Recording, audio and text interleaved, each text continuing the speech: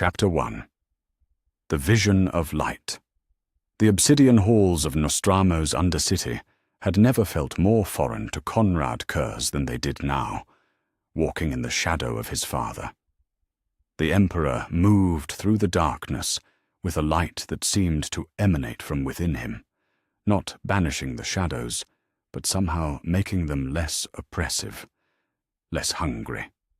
Curze found himself studying the way his father's presence changed the very air around them, how the perpetual twilight of his home world bent itself into something that might almost be called dawn.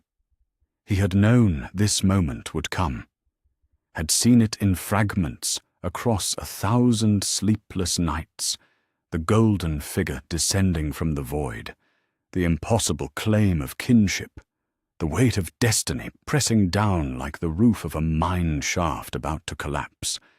But seeing the future and living it were different things entirely. The visions never captured the way his father's voice seemed to resonate in his bones, or how those ancient eyes looked at him with something that wasn't quite disappointment, but wasn't acceptance either. "You have done well here," the Emperor said, though his tone carried the careful neutrality of someone delivering a diagnosis rather than praise. "Order from chaos, justice from anarchy. Your methods are effective." Curze's jaw tightened. Effective. Such a bloodless word for the rivers he'd shed to keep Nostramo from consuming itself. "They understand only fear," he said, the words coming out rougher than he'd intended. Fear of consequence, fear of judgment. Without it, they returned to what they were. And what were they? Animals.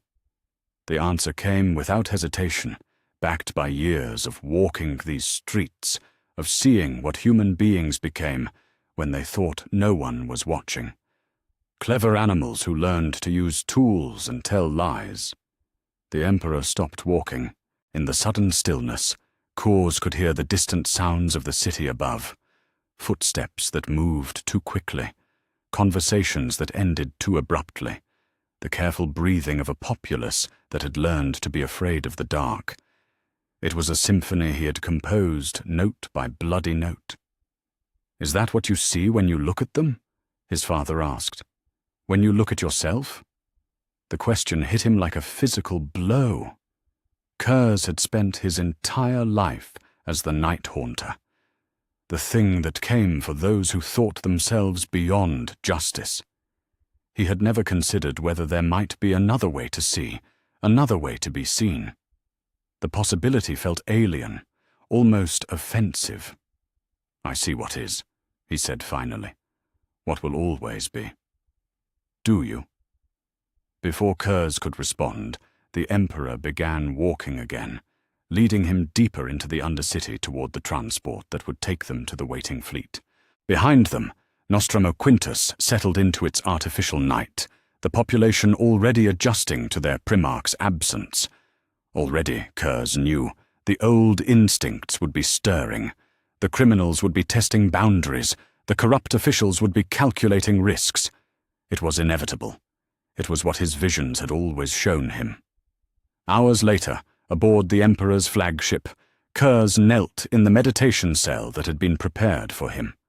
The chamber was austere, almost monk-like in its simplicity, a stark contrast to the Baroque excess that characterized much of imperial architecture.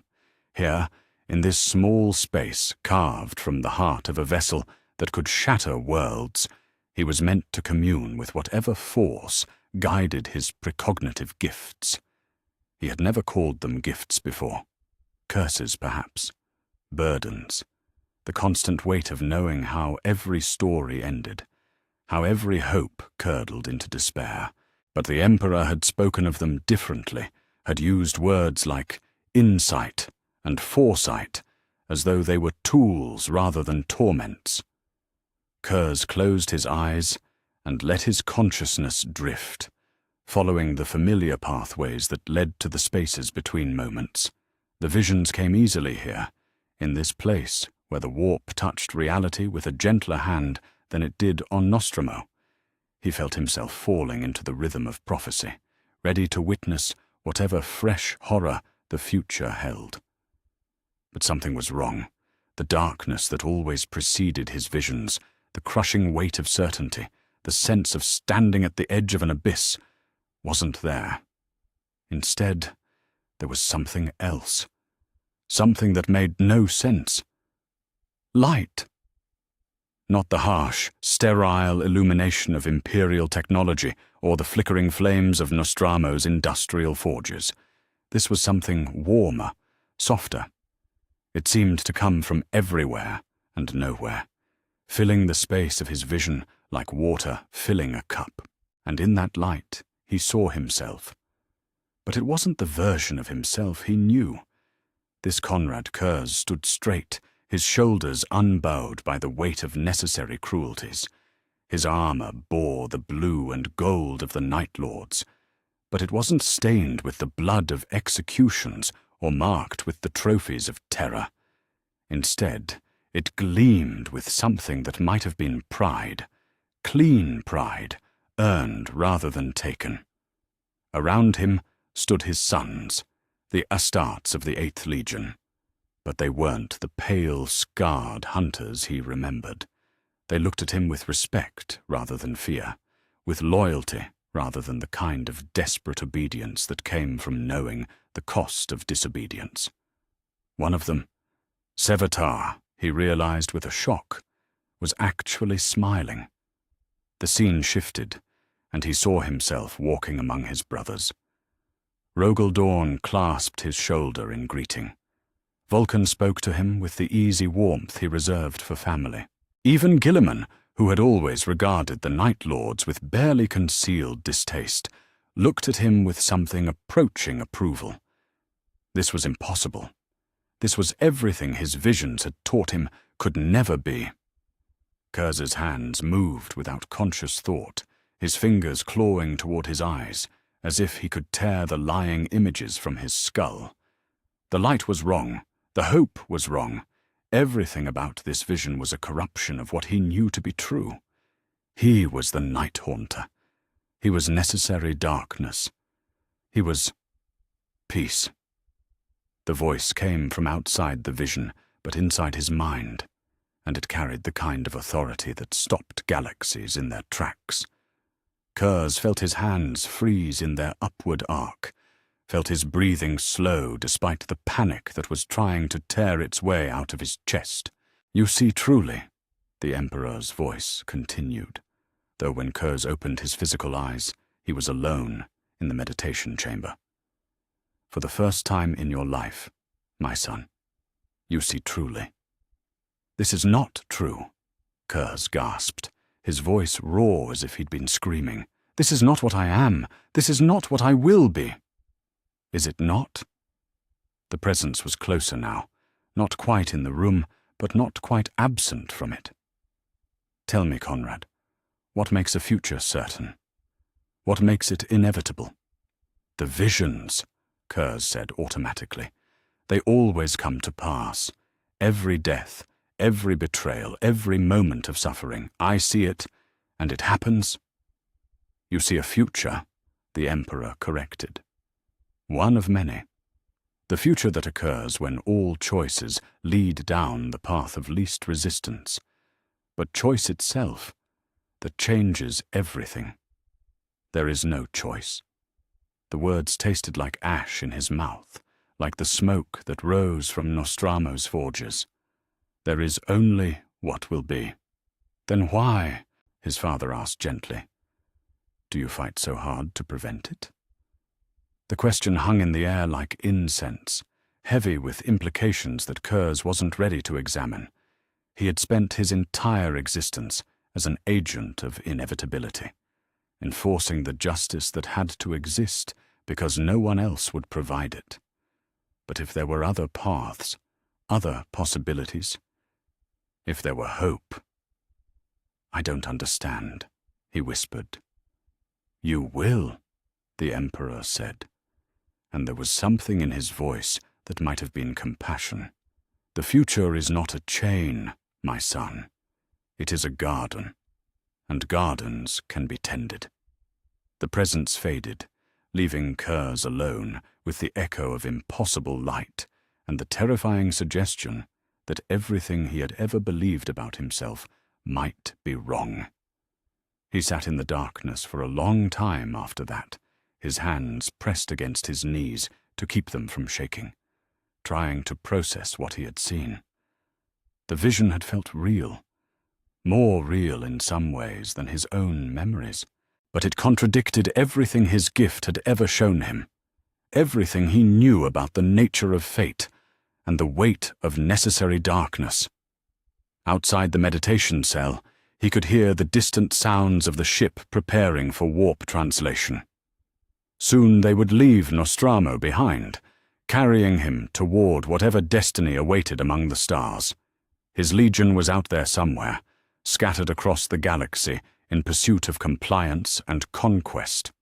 His brothers, the other Primarchs, were waging their own wars, building their own legacies, and somewhere in the space between what was and what might be, a possibility existed that he had never dared to imagine, a future where the Night Haunter was not all he could become. The thought terrified him more than any vision of death ever had. Chapter 2. Doubt in the Darkness. The nightfall hung in the void like a shard of obsidian against the stars, its hull scarred by 1,000 campaigns and painted in the deep blue that had become synonymous with swift death across the galaxy. Konrad Curze stood at the observation deck of his flagship's command tower, watching the distant lights of his father's fleet as they prepared for translation to the next theater of war. Soon those lights would vanish into the warp, carrying the Emperor back to Terra, and leaving Curze alone with his legion and the weight of impossible possibilities. Behind him, the bridge operated with the efficient brutality that characterized everything about the Night Lords. Orders were given in clipped, harsh tones. Reports were delivered with the kind of precision that came from knowing the price of incompetence. The low murmur of tactical discussions was punctuated occasionally by the sound of someone being struck, a reminder, delivered with casual violence, that performance was the only currency that mattered aboard this vessel. It had been 3 days since the vision. 3 days since his father's words about gardens and tending had lodged themselves in his mind like shrapnel. 3 days of trying to reconcile the image of himself as something other than the Night Haunter with the reality of what his legion had become under his guidance. My lord. Curze turned to find First Captain Jago Sevatar approaching, his scarred face bearing its usual expression of carefully controlled violence. Sevatar was everything a Night Lord should be, ruthless, efficient, absolutely loyal, and completely without illusions about the nature of their work. He had served as Curze's right hand since the early days of the Legion's formation, and in all that time he had never questioned the methods that had made them the Emperor's most feared enforcers. Captain, Curze acknowledged, noting the way other bridge personnel gave them a wide berth. Even among the Night Lords, Sevatar's reputation for sudden violence was legendary. What brings you to me? The disciplinary matter we discussed, Sevatar said, his voice carrying the flat cadence of someone delivering an unpleasant but necessary report. Brother Sergeant Malachor, I've reviewed the evidence. Curze felt something cold settle in his stomach. Malachor, one of the newer additions to the Legion, recruited from the violent gangs of Nostromo's deep hives, promising in many ways, but with the kind of casual cruelty that sometimes went too far even by Night Lord standards. And your assessment? He exceeded mission parameters during the Ihaven compliance, Sevatar said matter-of-factly. Civilian casualties were extensive, beyond what was necessary to secure surrender. He paused, and something that might have been distaste flickered across his features. He made trophies. The words hung in the air like smoke from a funeral pyre. Curze knew what they meant without needing elaboration. Somewhere in the ship's lower levels, Brother Sergeant Malachor was waiting in a detention cell, probably confident that his Primarch would understand the necessity of what he had done. After all, the Night Lords had built their reputation on exactly this kind of calculated terror. Fear was their weapon, and fear required examples. "What would you recommend?" Curze asked, though he knew the answer, had always known the answer. The same answer he had given 1,000 times before. "Public execution," Sevatar said without hesitation, "in front of the assembled legion. Make it clear that even we have limits." He tilted his head slightly, studying his Primarch's face. "Though I confess I'm not entirely certain what those limits are anymore." There was a question in those words, carefully hidden beneath layers of loyalty and tactical pragmatism. Sevatar had been with him long enough to read the signs, the long silences, the hours spent in meditation, the way Curze had been watching his sons with something that looked almost like regret. Changes in a Primarch's behavior rarely went unnoticed, and changes in Konrad Curze's behavior were especially dangerous. "Tell me, Jago," Curze said slowly, still staring out at the void where his father's ships were preparing to depart. "What do you think makes us effective?" Sevatar's expression didn't change, but Curze could sense his wariness. "Fear, my lord, the certainty of consequence. When our enemies see the lightning bolt of the 8th Legion, they know that surrender is their only chance of survival. When they resist anyway," he shrugged, "they learn otherwise. And our own sons? What makes them effective?" "The same thing." Sevatar's voice carried a note of confusion now, as if he were being asked to explain why water flowed downhill. "They know the price of failure. They know that weakness is death, that hesitation is a luxury we cannot afford. They serve because they understand that the alternative to service is irrelevance." "Fear," Curze repeated, tasting the word. "Always fear." "It's what works," Sevatar said, and for the first time there was something defensive in his tone. "You taught us that, my lord. You showed us that the galaxy respects only strength, and strength must be demonstrated through action. The Night Lords exist because you made us into something that the darkness itself fears."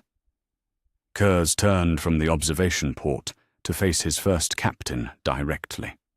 In the blue-white light of the bridge, Sevatar looked like a carved statue of war, all harsh angles and barely contained violence. His armor bore the scars of 100 battles, and his face bore the marks of a life lived on the edge of brutality.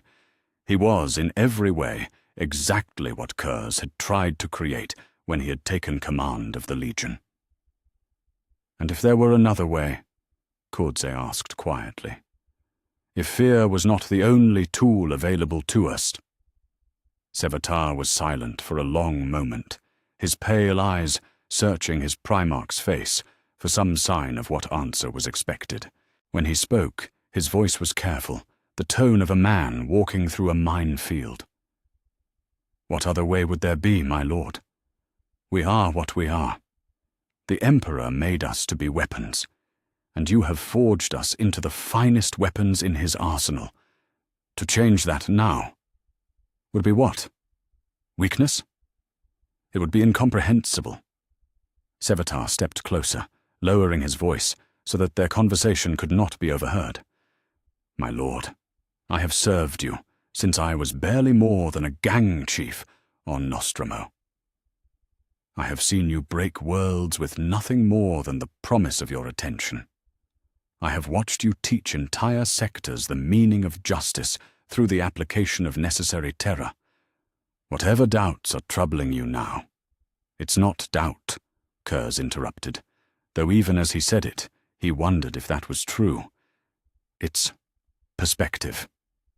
"Then share it with us," Sevatar said, and for the first time since the conversation had begun, his voice carried a note of genuine concern. "You are our father in all ways that matter. If you have seen something that changes the nature of our war, then we need to understand it as well." Curze almost smiled at that. How could he explain the vision? How could he tell Sevatar that he had seen a future where the Night Lords were respected rather than feared, where they served as protectors rather than predators? How could he describe the image of his first captain, this same scarred, violent man standing before him, actually smiling with something that looked like genuine warmth? "Bring Malachor to the disciplinary chamber," he said instead. "I will deal with him personally." Sevatar nodded, clearly relieved to be returning to familiar ground. "And the sentence?" "That remains to be seen." An hour later, Curze stood in the chamber where the Night Lords conducted their most serious disciplinary actions. The room was deliberately austere, containing nothing but a metal table, a few chairs, and the kind of restraint devices that suggested unpleasant possibilities. Brother Sergeant Malachor knelt in the center of the space, his wrists bound behind his back, his head bowed in what might have been contrition or simply fear. He was young by Astartes standards, probably no more than 30 years post-implantation, with the pale skin and dark hair that marked him as Nostraman stock. His armor had been removed, leaving him in simple robes that did nothing to hide the ritual scarification that covered his arms and neck. Trophies from his time in the Underhive gangs, each mark representing a life taken or a territory claimed. "Do you know why you are here?" Curze asked, settling into the chair across from his subordinate. "Yes, my lord," Malachor said, without raising his head. "The Yehovan incident." "Tell me about it." Malachor's shoulders straightened slightly, and when he spoke, there was a note of pride in his voice. "The governor refused surrender, even after we demonstrated our capabilities. He believed his orbital defenses could protect him. I took steps to correct that misapprehension." "Steps," Curze repeated. "Be specific." "I executed his family," Malachor said simply, "publicly, with sufficient creativity to ensure that the broadcasts reached every corner of the system. The governor surrendered within 6 hours. And the civilians? The non-combatants?" For the first time, Malachor looked up, his pale eyes meeting Curze's with something that might have been confusion. "They were in the way, my lord. Some of them tried to interfere. I made examples." Curze leaned back in his chair, studying the young sergeant's face. There was no remorse there, no understanding that he might have done anything wrong. In his mind, he had simply applied the lessons he had been taught, that fear was a tool, that examples were necessary, that the weak existed only to serve the purposes of the strong. 3 days ago, Curze would have agreed with him. "How many?" he asked. "How many what, my lord?" "Civilians, non-combatants, children." The last word came out harsher than he had intended, and he saw Malachor flinch slightly. I didn't count them specifically," Malachor admitted. "Perhaps 1,000. Maybe more. They scattered when the killing began, so it was difficult to maintain accurate records. 1,000. Perhaps more." Curze closed his eyes and tried to imagine what that looked like, not the tactical statistics, but the actual human cost. 1,000 people who had woken up that morning, with plans and hopes and fears, who had gone to sleep forever because Brother Sergeant Malachor had decided they were convenient examples. In his vision, the Konrad Curze who walked in the light would have been horrified by this. That version of himself would have seen those deaths as a failure, a betrayal of everything the Legions Astartes were meant to represent. But that Konrad Curze lived in an impossible future, and this one lived in the reality of the Great Crusade. "You believe you acted correctly," Curze said. "It wasn't a question. Yes, my lord. Fear is our weapon. Terror is our tool. You taught us that compliance is preferable to conquest, but that sometimes conquest is necessary to ensure compliance." Malicor's voice grew stronger as he spoke, drawing confidence from the familiar words. "The strong rule, the weak serve. That is the natural order. And if the weak refuse to serve? Then they prove they are not truly weak," Malicor said without hesitation, "and we correct that error. Perfect logic, flawless reasoning. Exactly the kind of thinking that had made the Night Lords one of the most effective legions in the Emperor's arsenal, and exactly the kind of thinking that ensured they would never be anything more than efficient monsters." Curze opened his eyes and looked at Malicor, really looked at him, not as a Primarch evaluating a subordinate's performance, but as someone trying to understand what had gone wrong. What he saw was a young man who had been taught that strength was the only virtue and violence the only solution.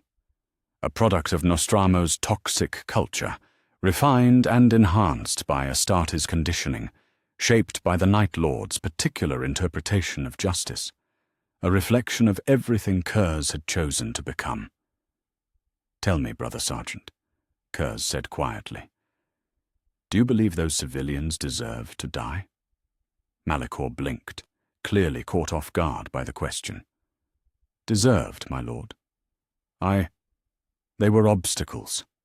They served a purpose. That wasn't what I asked."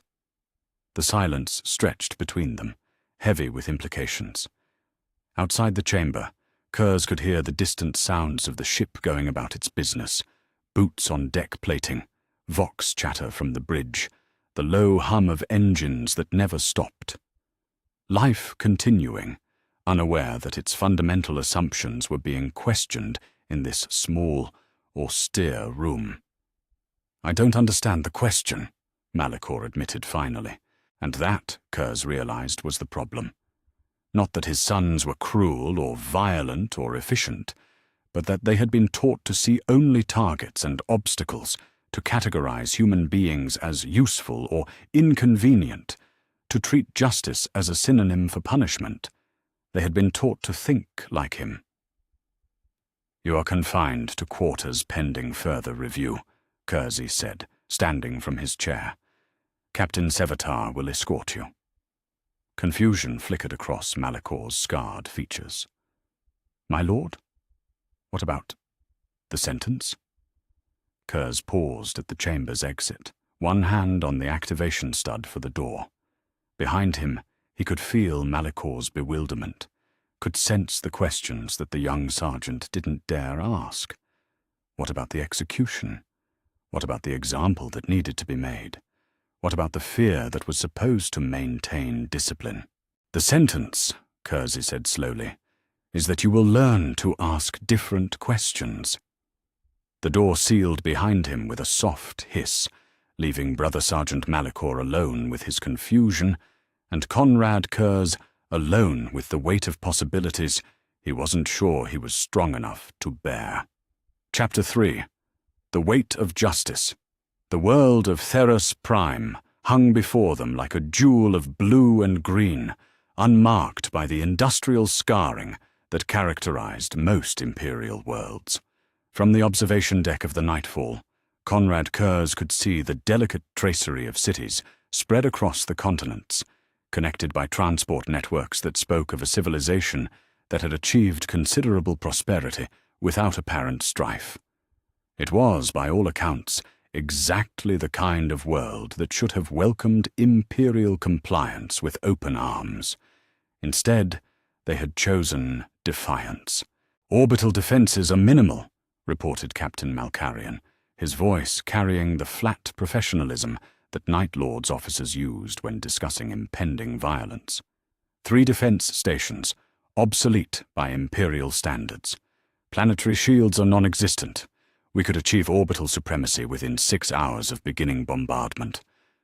Curze nodded, though his attention was focused less on the tactical assessment and more on the sprawling cities below.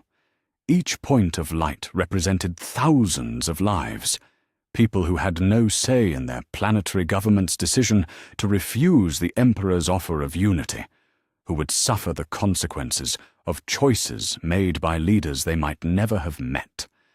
A week ago, that consideration would have been irrelevant. "What do we know about the leadership structure?" Curze asked, turning from the viewport to face the assembled officers in the strategy chamber. The room held 24 of his most senior commanders, their scarred faces illuminated by the blue glow of the holographic display that showed Theros Prime in perfect, doomed detail. "Planetary Governor Hadrian Vex," replied Brother Captain Thandros, consulting his tactical slate. "Former military officer, assumed control after the previous government collapsed in a corruption scandal. Popular with the population, which complicates matters. He's consolidated power around a council of regional leaders, most of whom appear to be genuinely committed to independence rather than simply seeking personal advantage." "Military capabilities?" "Limited," Malkarian interjected. "Largely ceremonial guard units and local militias. No void-capable warships, minimal air support. They're relying on defensive positions and civilian shields to make conquest costly enough that we'll settle for a negotiated withdrawal." The last words carried a note of contempt that was echoed in the expressions of several other officers. The idea that any world might force the Night Lords to withdraw was not merely impossible, it was insulting. These were the sons of Nostramo, the angels of fear who had brought compliance to 100 worlds through the simple expedient of demonstrating what happened to those who resisted the Emperor's will.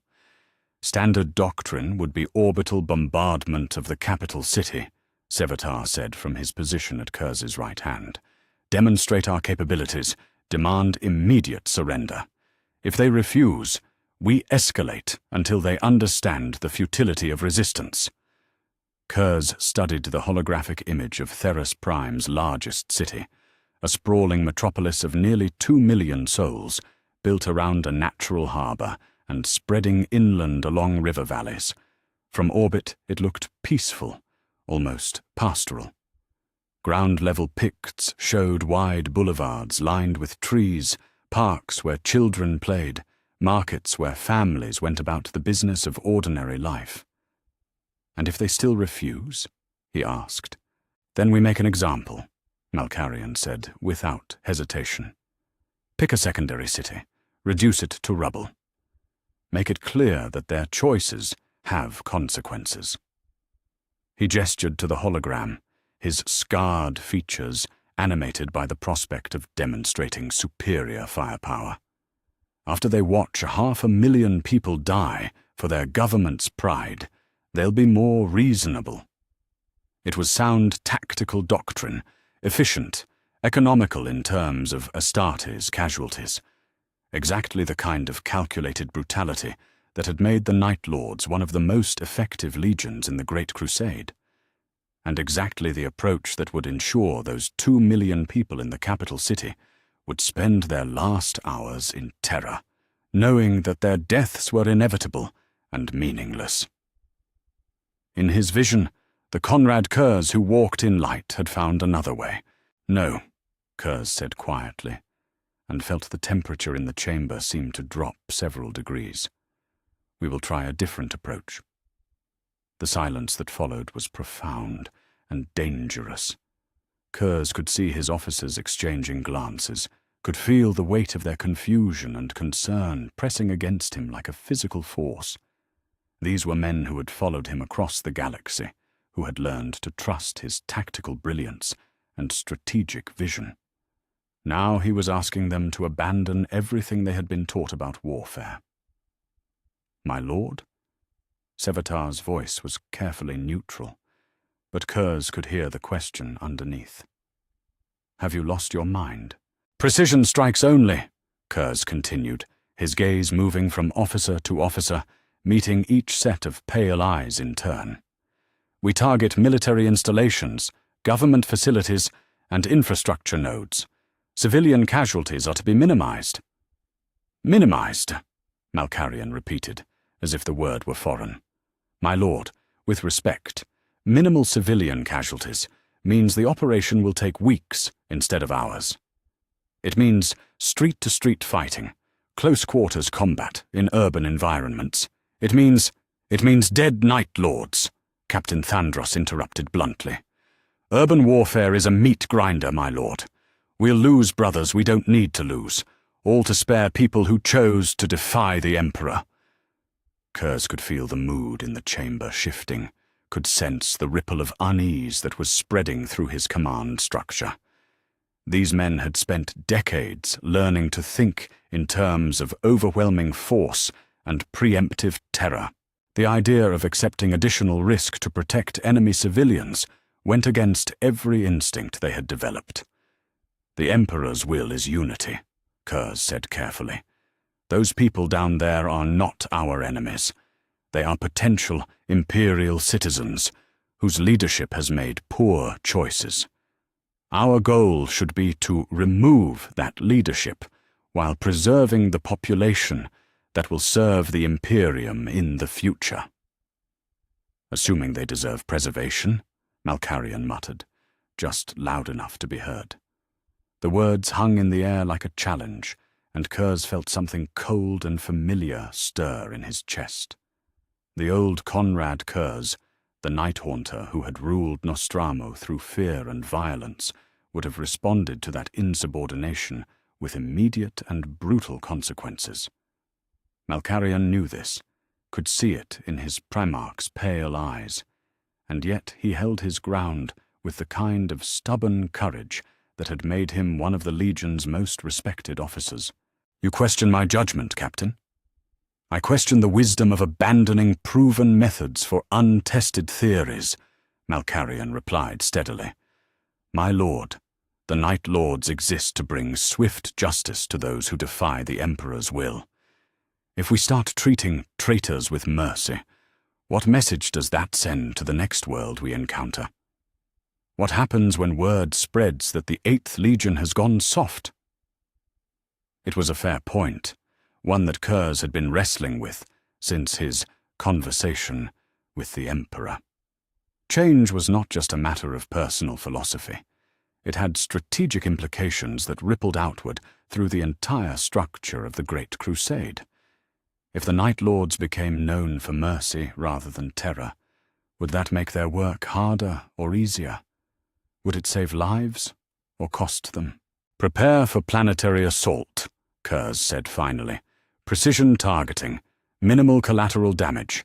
I want detailed intelligence on every government installation before we begin operations.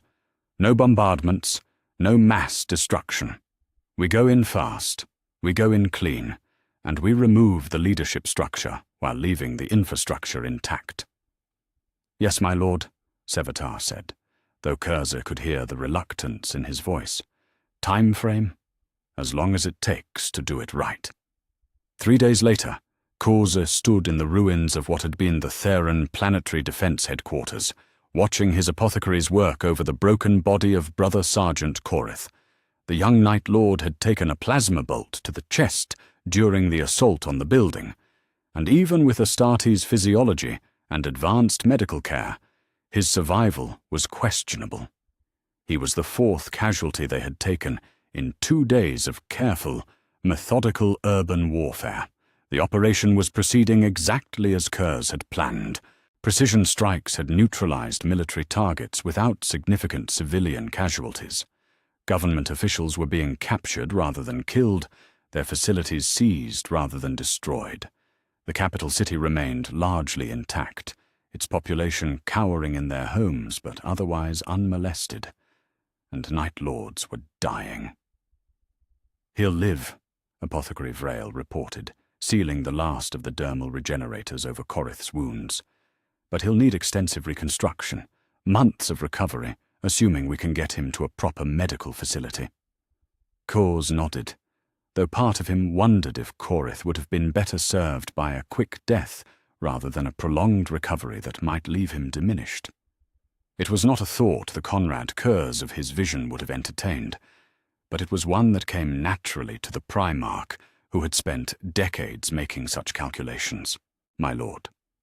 Curze turned to find Captain Malkarian approaching, his armor scorched and his expression grim. The assault on the government complex had been his responsibility, and while it had succeeded tactically, the cost had been higher than anticipated. "Report," Curze said. "Governor Vex is in custody," Malkarian said without preamble. "Along with most of his council, resistance is collapsing across the city as word spreads that their leadership is neutralized." He paused, and Curze could see the barely suppressed anger in his scarred features. "We lost 3 more brothers in the final assault, including Brother Captain Thandros." The words hit Curze like a physical blow. Thandros had been a good officer, a veteran of dozens of campaigns, a man who had served the Legion faithfully for nearly 50 years. He had died because Curze had chosen precision over overwhelming force, because mercy had been valued over efficiency. "How?" Curze asked quietly. "Booby trap in the governor's private chambers," Malkarian replied. "Thandros was trying to secure the area without damaging the historical artifacts inside. A directed fragmentation charge, probably meant to take out anyone who tried to capture Vex alive." His voice grew harder.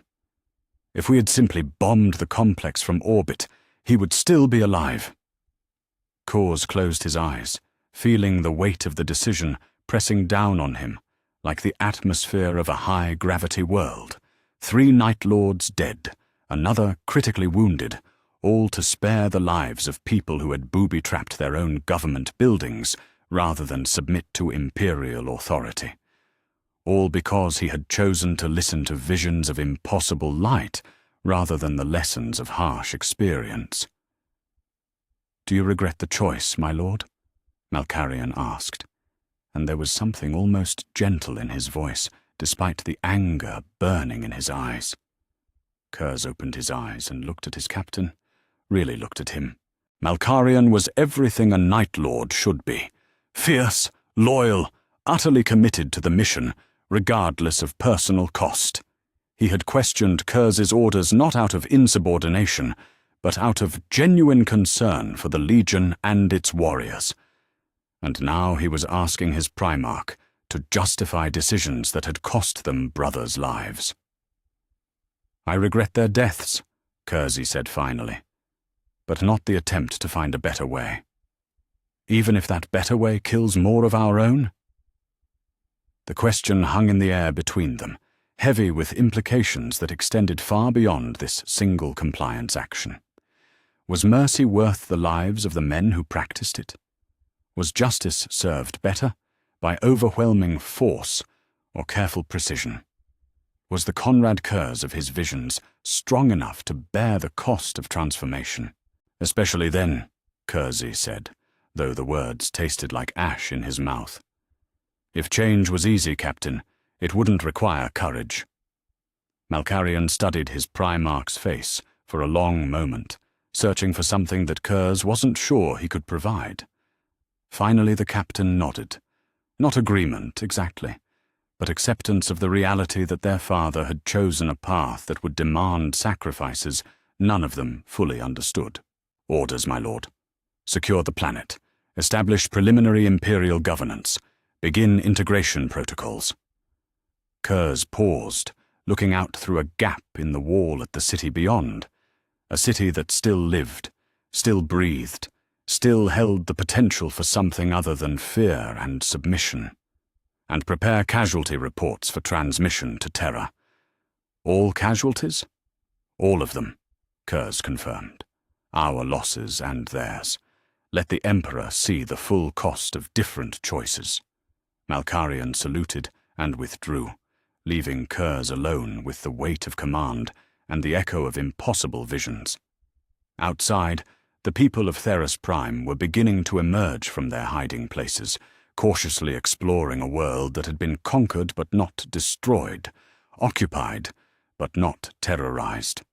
They would never know the names of the Night Lords who had died to preserve their lives. They would never understand the cost of the mercy they had been shown. But perhaps, Curze thought, that was as it should be.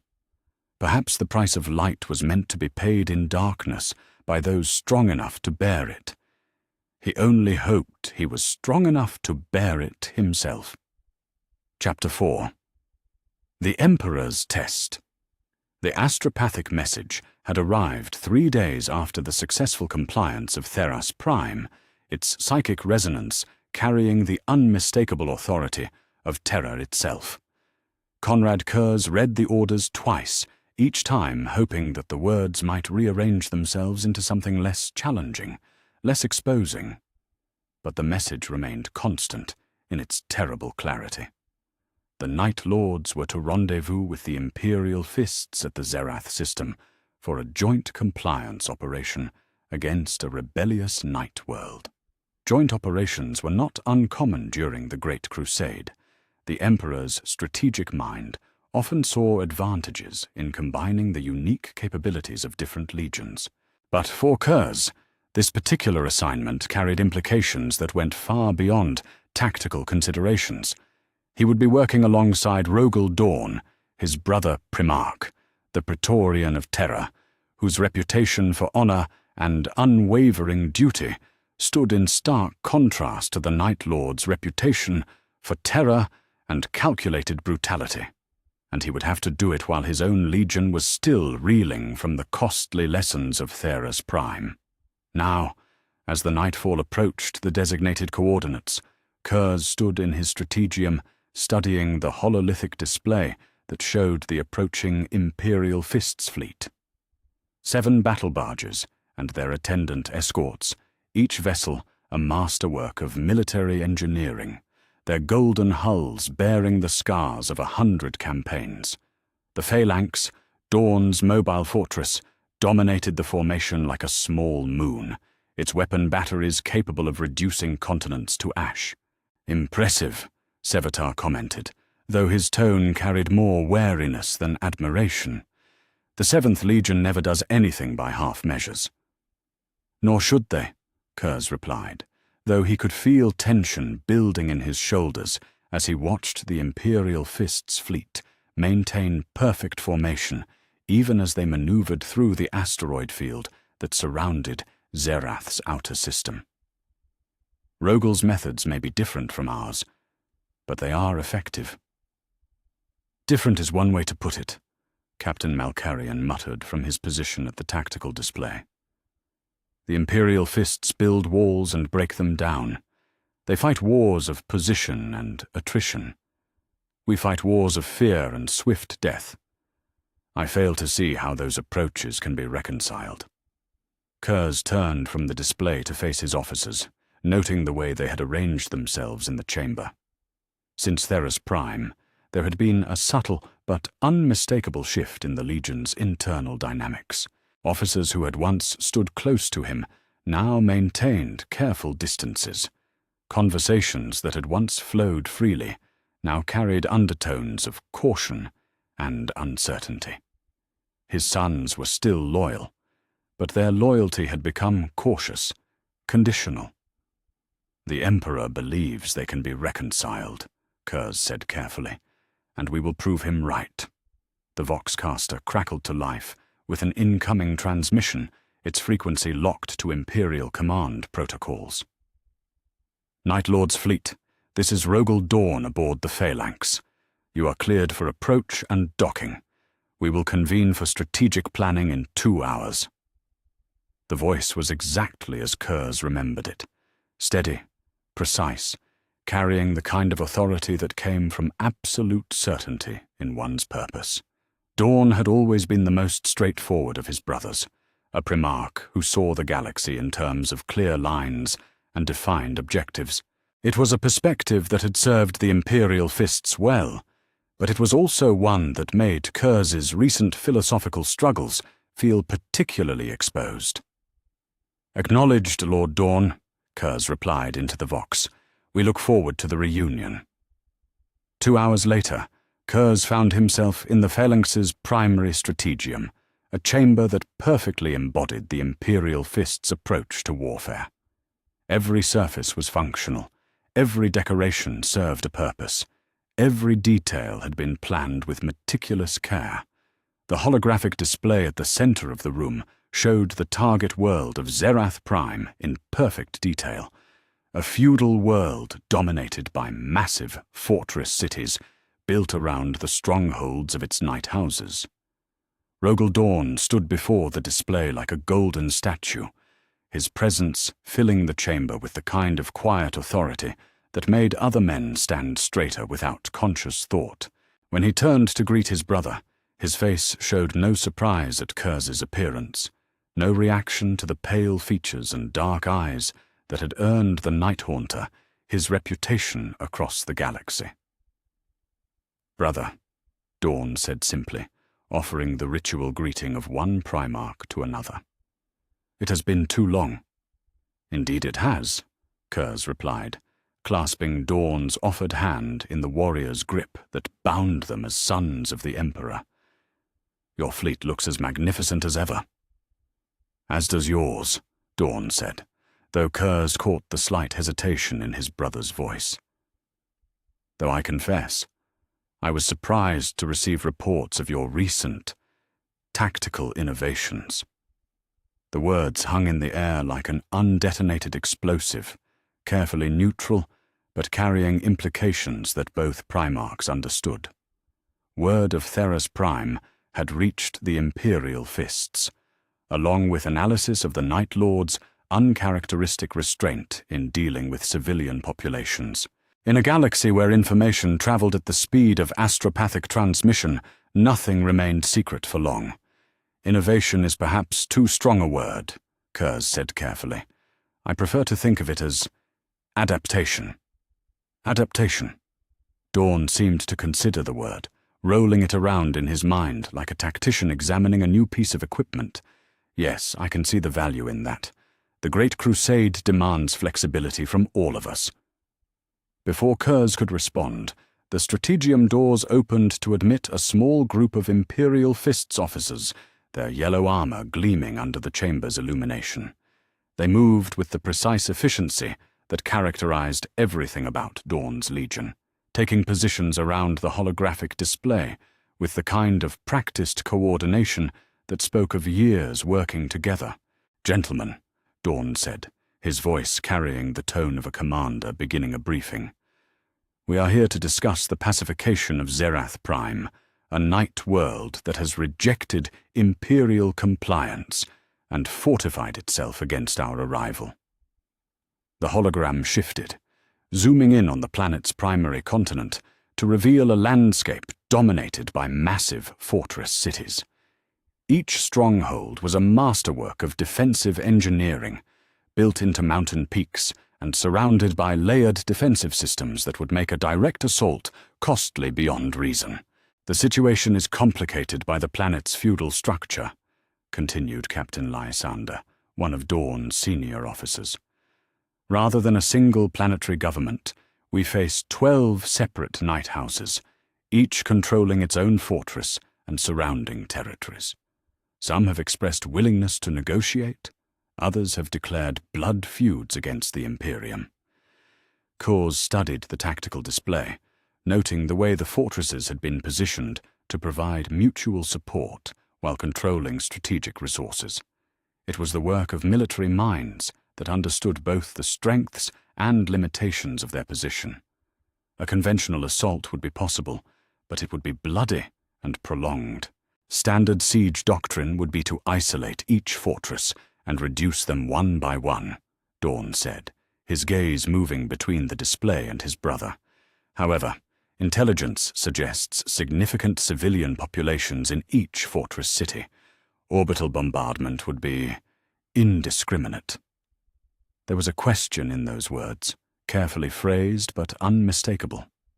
Dawn was asking whether the Night Lords would advocate for their traditional approach, overwhelming force applied without regard for collateral damage, or whether the reports of their recent restraint represented a genuine change in doctrine. "What do you recommend, brother?" Dawn asked directly. Curze felt the attention of every officer in the chamber focus on him, could sense their expectation that he would propose something brutal and efficient. The old Konrad Curze, the Night Haunter, who had ruled Nostramo through terror, would have suggested infiltration and assassination, perhaps targeting the civilian populations to pressure the night houses into surrender. Instead, he found himself thinking of the vision, of the version of himself who had walked in light and earned the respect of his brothers. "Precision strikes against military targets," Curze said, his voice carrying a conviction that surprised him. "We infiltrate the fortress cities, neutralize their defensive capabilities, and present their leaders with the choice between honorable surrender and futile resistance." "And if they choose resistance?" Captain Lysander asked. "Then we give them the honor of dying as warriors," Curze replied. "But we do not punish the innocent for the decisions of their leaders." The silence that followed was profound. Curze could see the Imperial Fists officers exchanging glances, could sense their confusion at hearing such words from the Primas of the Night Lords. Even Dawn seemed taken aback, his usually composed features showing a flicker of something that might have been surprise. "That is an honorable approach," Dawn said finally, "and one that aligns with the Imperial truth." "Very well. We will proceed with surgical strikes rather than mass bombardment." The planning session that followed was unlike anything Curze had experienced in recent memory. Instead of the grim efficiency that characterized Night Lord's tactical conferences, this was a collaborative effort where ideas were discussed, refined, and improved through the input of multiple perspectives. Dawn's officers brought their expertise in siege warfare, while Curze found himself contributing insights into infiltration and psychological warfare that complemented, rather than replaced, the Imperial Fist's methodical approach. It was, he realized with something approaching wonder, how brothers should work together. 3 days later, Curze crouched in the shadows of Fortress Drakmor's outer walls, watching as the combined strike teams of Night Lords and Imperial Fists moved through the complex like surgical instruments. The operation was proceeding exactly as planned, defensive systems neutralized, strategic positions secured, resistance isolated and contained. And then everything went wrong. The explosion came from the fortress's central keep, a massive detonation that sent chunks of masonry raining down on the courtyard below. Through his Vox link, Curze could hear the confused reports of his strike teams as they tried to understand what had happened. "Throne, damn it!" Sevatar's voice crackled through the comm. "They've detonated the keep's foundation. The whole structure is coming down." Curze's enhanced vision pierced the smoke and dust to reveal the truth of the situation. The Night House had chosen death before dishonor, triggering explosive charges that would bring their ancestral fortress down on top of them, rather than surrender to Imperial forces. It was a gesture both noble and futile, the kind of meaningless heroism that the Great Crusade encountered on 100 worlds. But there were civilians in the lower levels, families, servants, children who had no part in their leader's decision to choose glorious death over pragmatic survival. The tactical solution was obvious: withdraw the strike teams, seal the area, and allow the fortress to collapse. The civilians would die, but they would have died anyway when the keep structure failed. It was regrettable but unavoidable, the kind of acceptable loss that war demanded.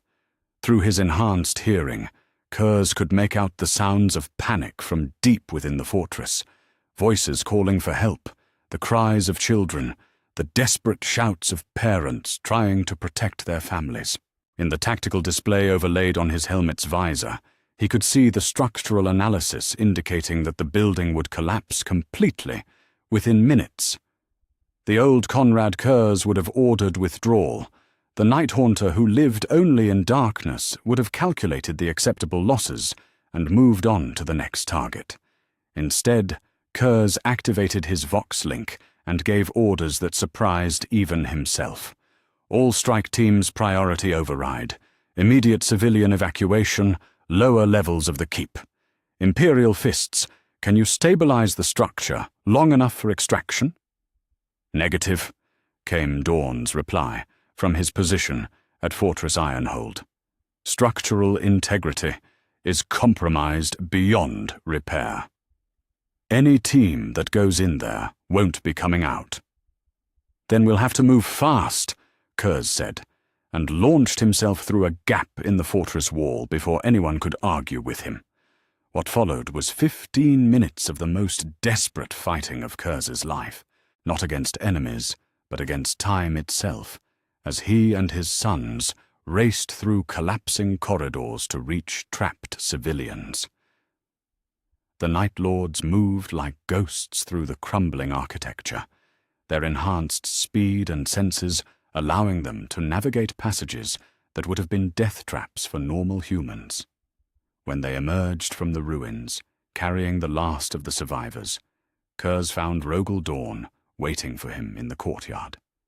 The Imperial Fists Primarch stood amid the rubble and dust like a golden statue, his face unreadable as he watched his brother set down a wounded child who couldn't have been more than 6 years old. "That was reckless," Dawn said without preamble. "Yes," Curze agreed, breathing hard from the exertion and adrenaline. "It was. You risked the lives of your sons for civilians who were already doomed." "Yes," Curze said again. "I did."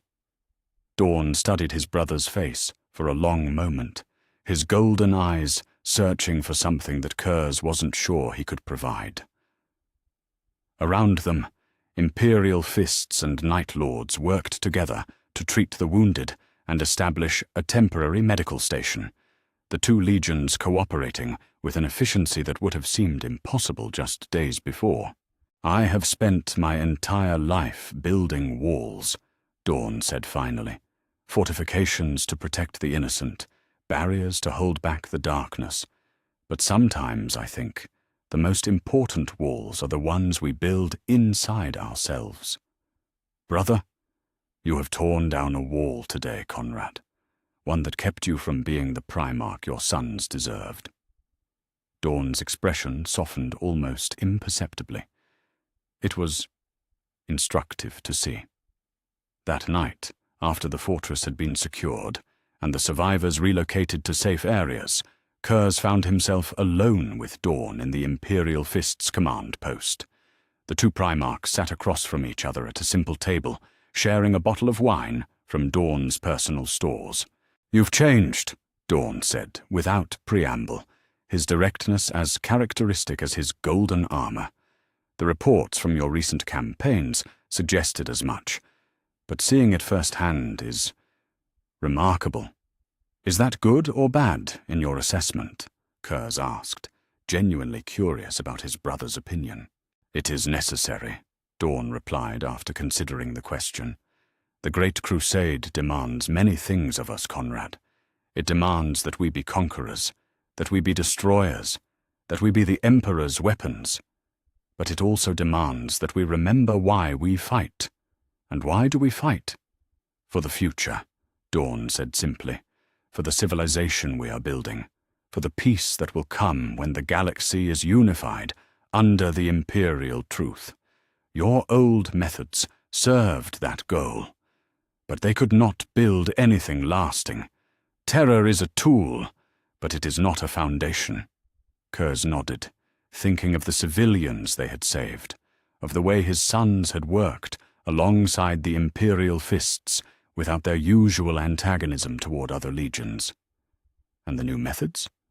"Time will tell," Dawn said, raising his glass in a small salute. "But I think our father would be proud."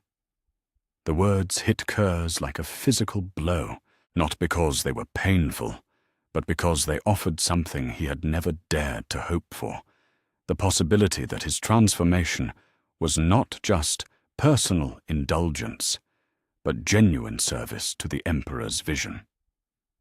"Thank you, brother." Curze said quietly.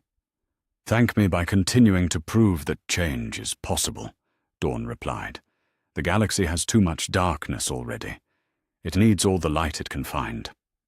As they sat in comfortable silence, sharing wine and watching the stars through the command post's viewport, Curze felt something he had never experienced before.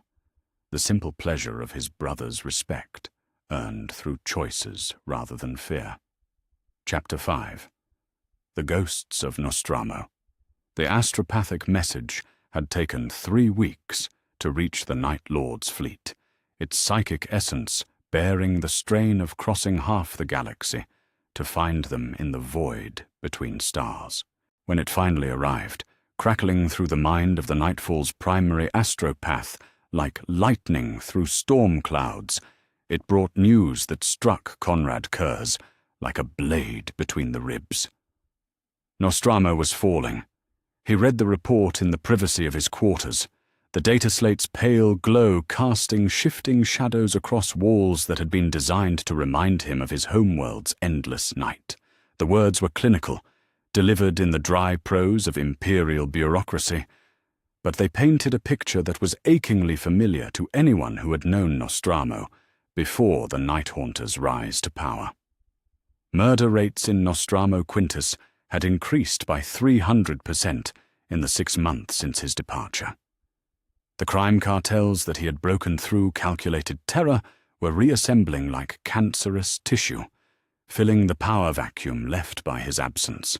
Corruption was spreading through the planetary administration like poison through water, and the industrial output that kept Nostramo valuable to the Imperium was beginning to suffer as workers were murdered, intimidated, or simply disappeared.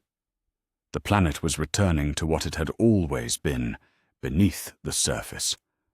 A world where strength was the only law and fear the only guarantee of safety. Curze set the data slate aside and closed his eyes, feeling the weight of inevitability pressing down on him like the roof of a deep mine. He had known this would happen, had seen it in fragments across 1,000 dark visions over the years. Nostramo without the Night Haunter was Nostramo without order, and Nostramo without order was a cancer that would metastasize until it consumed everything around it. But he had hoped, in the weeks since his vision of light, that perhaps there might be another way, that the changes he was making to himself and his legion might somehow ripple backward, might find a path to redemption that didn't require the endless application of terror to maintain basic civilization. The hope had been naive. Noble, perhaps, but naive. A soft chime indicated someone requesting entry to his quarters. Curze didn't need to check the identity scanner to know who it would be. The timing was too perfect, the situation too critical for anyone but his first captain to disturb him with such news. "Enter," he said, and watched Sevatar step through the door with the measured pace of a man bearing unpleasant truths. "My lord," Sevatar said, offering the ritual bow that protocol demanded. "I assume you've read the reports." "I have." Curze gestured to the chair across from his desk, noting the way his first captain's scarred features reflected the same grim understanding that he himself felt. "What is your assessment?" Sevatar settled into the chair with the economical movements of a warrior who had learned not to waste motion. "The situation is deteriorating faster than our most pessimistic projections suggested. The crime families are not simply resuming old patterns, they're actively expanding, taking territory and resources that they never dared touch when you were present. And our recruiting stations? Under attack. The Pale Suns cartel hit the facility in Hive Tertius last week. They executed the recruiting sergeants and hung their bodies from the transit bridges as a message." Sevatar's voice carried no emotion, but Curze could see the anger burning behind his pale eyes. "They're not just resuming their old activities. They're actively challenging our authority." Curze leaned back in his chair, staring up at the ceiling where he had carved constellations from his home-world's night sky. Each point of light represented a different memory, a different moment when he had been forced to choose between mercy and necessity, between justice and survival. The pattern told the story of Nostramo's transformation from hell world to merely unpleasant, and now it seemed that story was being rewritten in blood. "How long before total collapse?" he asked. 6 months, Sevatar said without hesitation. "Maybe less if the gangs coordinate their efforts. The planetary government is already compromised. Half the administrators are taking cartel money, and the other half are too terrified to enforce imperial law." "And the industrial output?" "Declining. The mining cartels are demanding protection payments from the processing facilities. Some are paying, others are trying to hire private security. It's creating a cascade failure that will ripple through the entire sector's supply chain within a year." Curze closed his eyes, feeling the familiar weight of prescient knowledge settling over him like a burial shroud.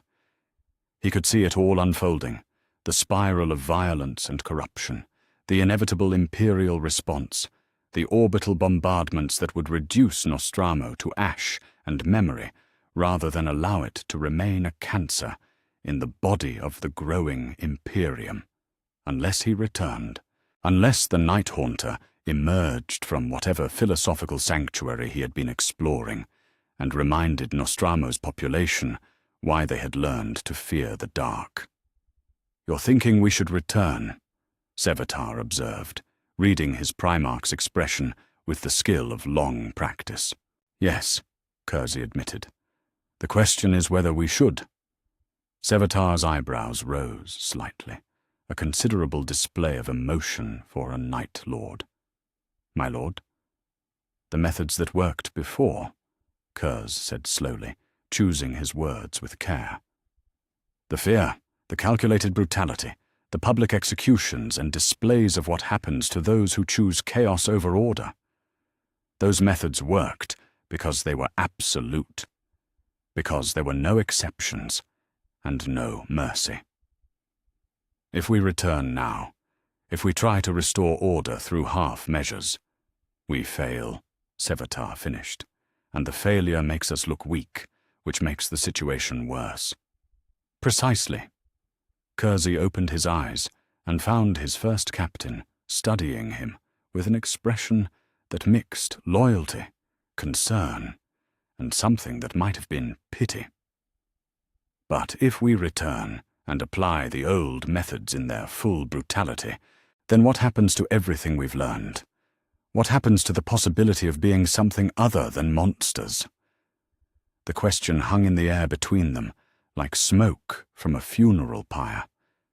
Sevatar was silent for a long moment, his scarred features reflecting the same internal struggle that Curze felt gnawing at his own soul. Finally, the first captain leaned forward, his voice dropping to the tone he used for their most private conversations. "My lord, may I speak freely?" "Always." "You've been different since your audience with the Emperor," Sevatar said carefully. "Changed in ways that I don't fully understand, but that I've come to respect. The operations on Theros Prime and Zerath showed me that there might be other ways to achieve our objectives, other tools in our arsenal besides fear and violence. But Nostromo isn't Theros Prime. It isn't some civilized world that made a political decision to resist imperial compliance. Nostromo is a cancer, my lord. It's a world that only understands strength, only responds to the immediate and personal threat of consequence. The people there don't choose evil because they lack better options. They choose it because it's profitable, and they think they can escape punishment." Curze felt something cold settle in his stomach as Sevatar continued. "The mercy you've been showing to compliant populations, the restraint you've been practicing with non-combatants, those are luxuries that civilized worlds can afford to appreciate. But Nostromo was never civilized. It's a predator ecosystem wearing the mask of human society, and predators only respect superior predation. You're saying that some places can't be redeemed, Curze said quietly. I'm saying that some places have to be controlled before they can be redeemed, Sevatar replied. And control on Nostramo means fear. Not because we enjoy it, not because we're monsters, but because it's the only language that population understands. The words hung between them with the weight of absolute truth. Curze could feel the accuracy of his first captain's assessment settling into his bones like poison, could sense the way it aligned with every vision he had ever received about his homeworld's future. Nostramo had always been doomed, not by fate, but by the fundamental nature of its people and the choices they made when they thought no one was watching. But somewhere in the back of his mind, he could still feel the echo of impossible light, the memory of a future where the Night Haunter became something other than an angel of fear. There has to be another way, he said, though even as the words left his mouth, he wondered if he was trying to convince Sevatar or himself. Perhaps, Sevatar agreed, but finding that way might require accepting that some of our past actions were necessary rather than simply monstrous. The fear you spread on Nostramo, the brutality you employed, it wasn't random violence, my lord. It was surgical terror applied to prevent greater suffering. Curze looked up sharply. Explain. Before you unified Nostramo under the Night Haunter's rule, how many people died every year to gang violence, corrupt officials, and industrial accidents caused by criminal negligence? How many children disappeared into the flesh markets? How many families were murdered for the crime of witnessing something they shouldn't have seen? The questions hit like physical blows, each one accompanied by memories that Curze had been trying not to examine too closely. He remembered the statistics from those early years, the careful accounting of death and suffering that had driven him to become something more terrible than any criminal had imagined. Millions, he said quietly. And during your rule? Thousands.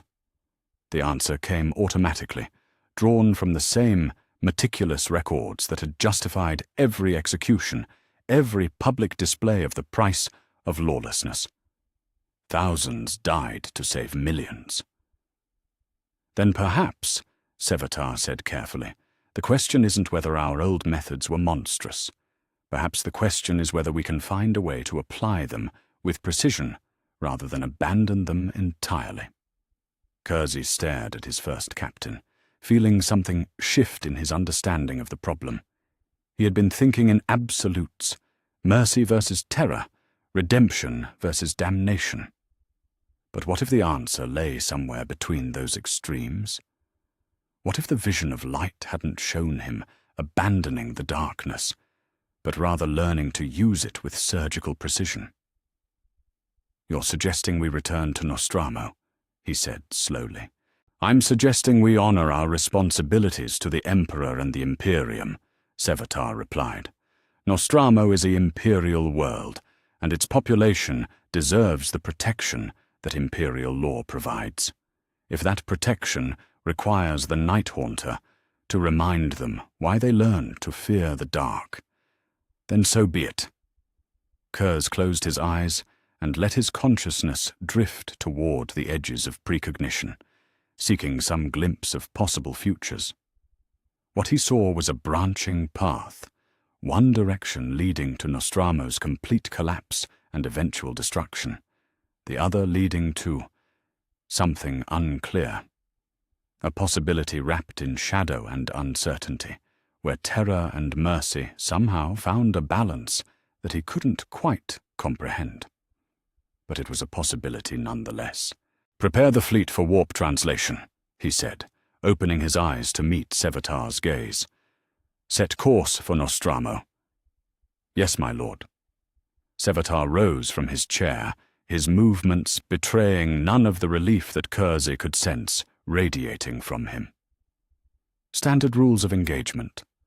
No, Curze said, the word carrying more certainty than he felt. New rules. We restore order, but we do it with purpose rather than simple brutality. We apply fear where it's necessary, but we remember why we're applying it.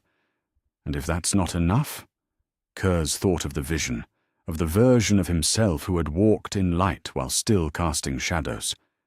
Then we find a way to make it enough. As Sevatar left to carry out his orders, Curze remained in his quarters, staring at the constellation pattern on his ceiling. Each point of light represented a choice, a moment where he had decided between competing visions of justice. Soon he would be making such choices again, but this time he would be carrying the weight of possibility alongside the burden of necessity. The Night Haunter was returning to Nostramo, but perhaps if he was careful and wise and strong enough to bear the cost, he might find a way to bring some light with him into the darkness. Chapter 6. The Return of the Night Haunter. Nostramo looked exactly as Konrad Curze remembered it from his nightmares. The planet hung before the nightfall like a bruised eye in the void, its surface wreathed in the perpetual smog that rose from 10,000 industrial complexes and refineries. Even from orbit, he could see the telltale signs of the chaos that had consumed his homeworld in his absence. The fires burning in the underhive districts, the disrupted traffic patterns where transit lines had been severed by gang warfare, the complete darkness of sectors where power had been cut and never restored. It had taken barely 6 months for Nostramo to return to the hell he had dragged it out of decades ago. Orbital reconnaissance confirms the intelligence reports, Captain Malkarian reported from his position at the tactical display. Major gang activity in 17 distinct territories across Nostramo Quintus. The Pale Suns have taken control of the primary spaceport, the Crimson Chain has occupied 3 major mining facilities, and the Skull Brotherhood has established a protection racket covering most of the industrial district. Curze nodded, though his attention was focused less on the tactical situation and more on the sensory data flowing through the ship's augury systems.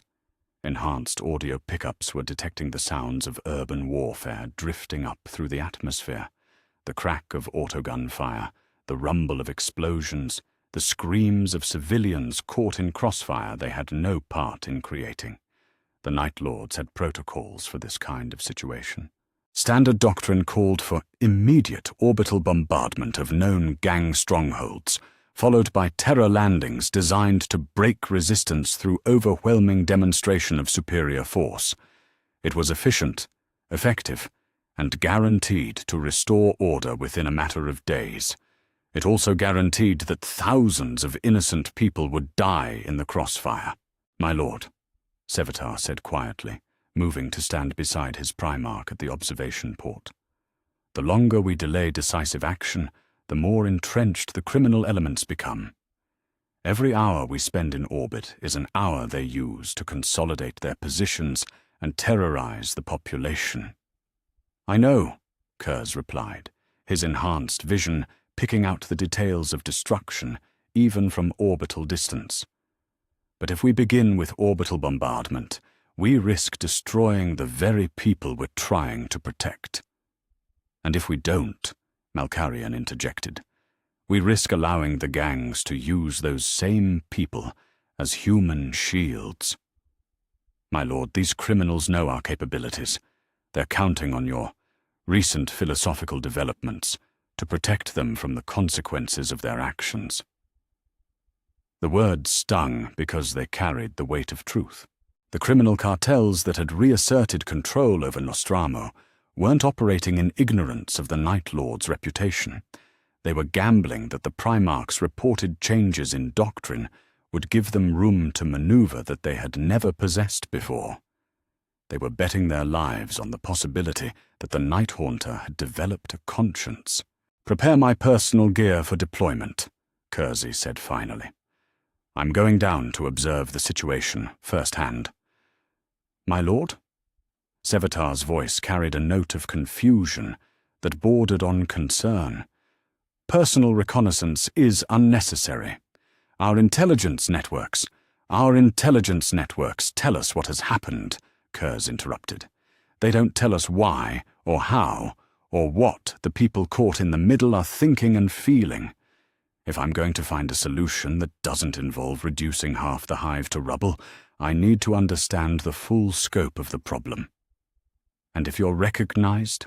Malkarian asked.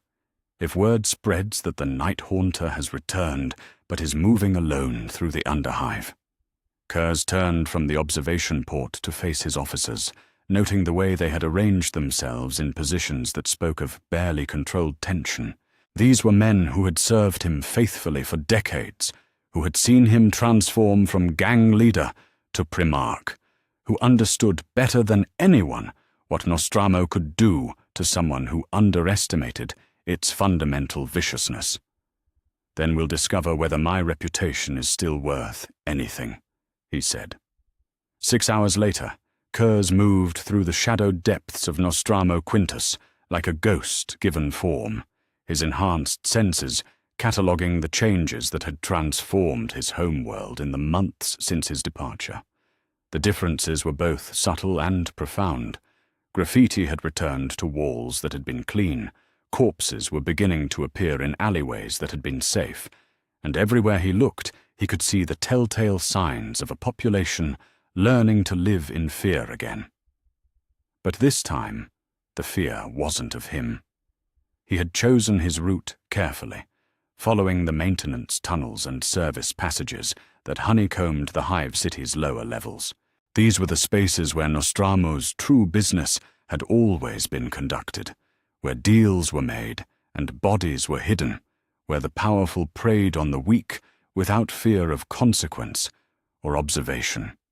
It was in one such tunnel that he encountered the first signs of organized criminal activity.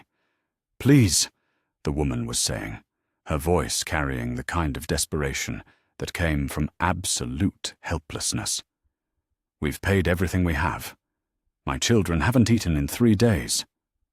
She was kneeling before a group of men whose augmented forms and ritual scarification marked them as members of the Pale Suns cartel. Their leader, a massive brute with skull tattoos covering his bald head, looked down at her with the kind of casual contempt that Curze remembered from his own early days in the underhive. "That's unfortunate," the gang leader said, his voice carrying mock sympathy. "But business is business. The Night Haunter isn't here to protect you anymore, which means you need to find new ways to ensure your safety." "We don't have anything else," the woman pleaded. "Please, there has to be another way." "Oh, there is," the leader said, his grin revealing teeth that had been filed to points. "Your daughter.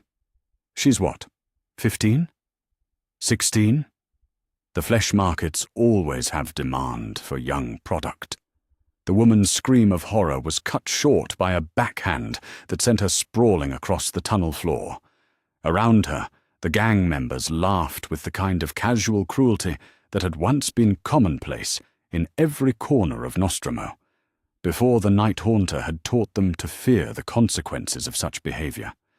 Curze felt something cold and familiar stirring in his chest, the old rage that had driven him to become something more terrible than any criminal had imagined.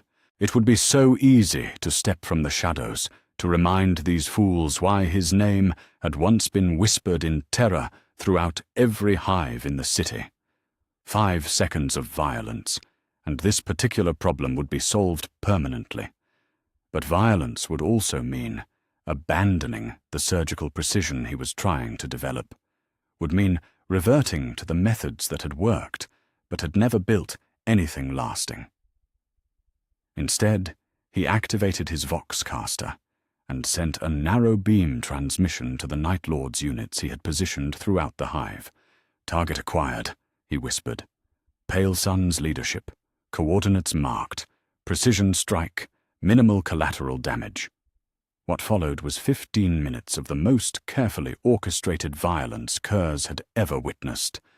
Night Lords materialized from the darkness like avenging angels, their movements coordinated with supernatural precision as they disabled the gang members without killing them.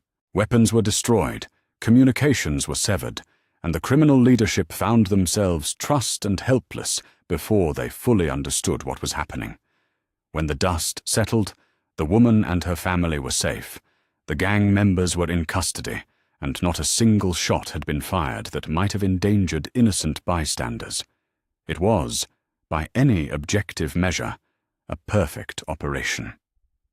"What do we do with them?" asked Brother Sergeant Vex, gesturing to the captured criminals with the casual efficiency of someone who had performed this task countless times before. Curze studied the faces of the men who had been terrorizing innocent families, noting the mixture of fear, confusion, and defiant anger that warred in their expressions. In the old days, their fate would have been decided quickly and publicly, a demonstration of what happened to those who preyed on the weak in the Night Haunter's domain. "Process them through Imperial justice protocols," he said finally. "Charges filed, evidence documented, appropriate sentences administered through proper legal channels."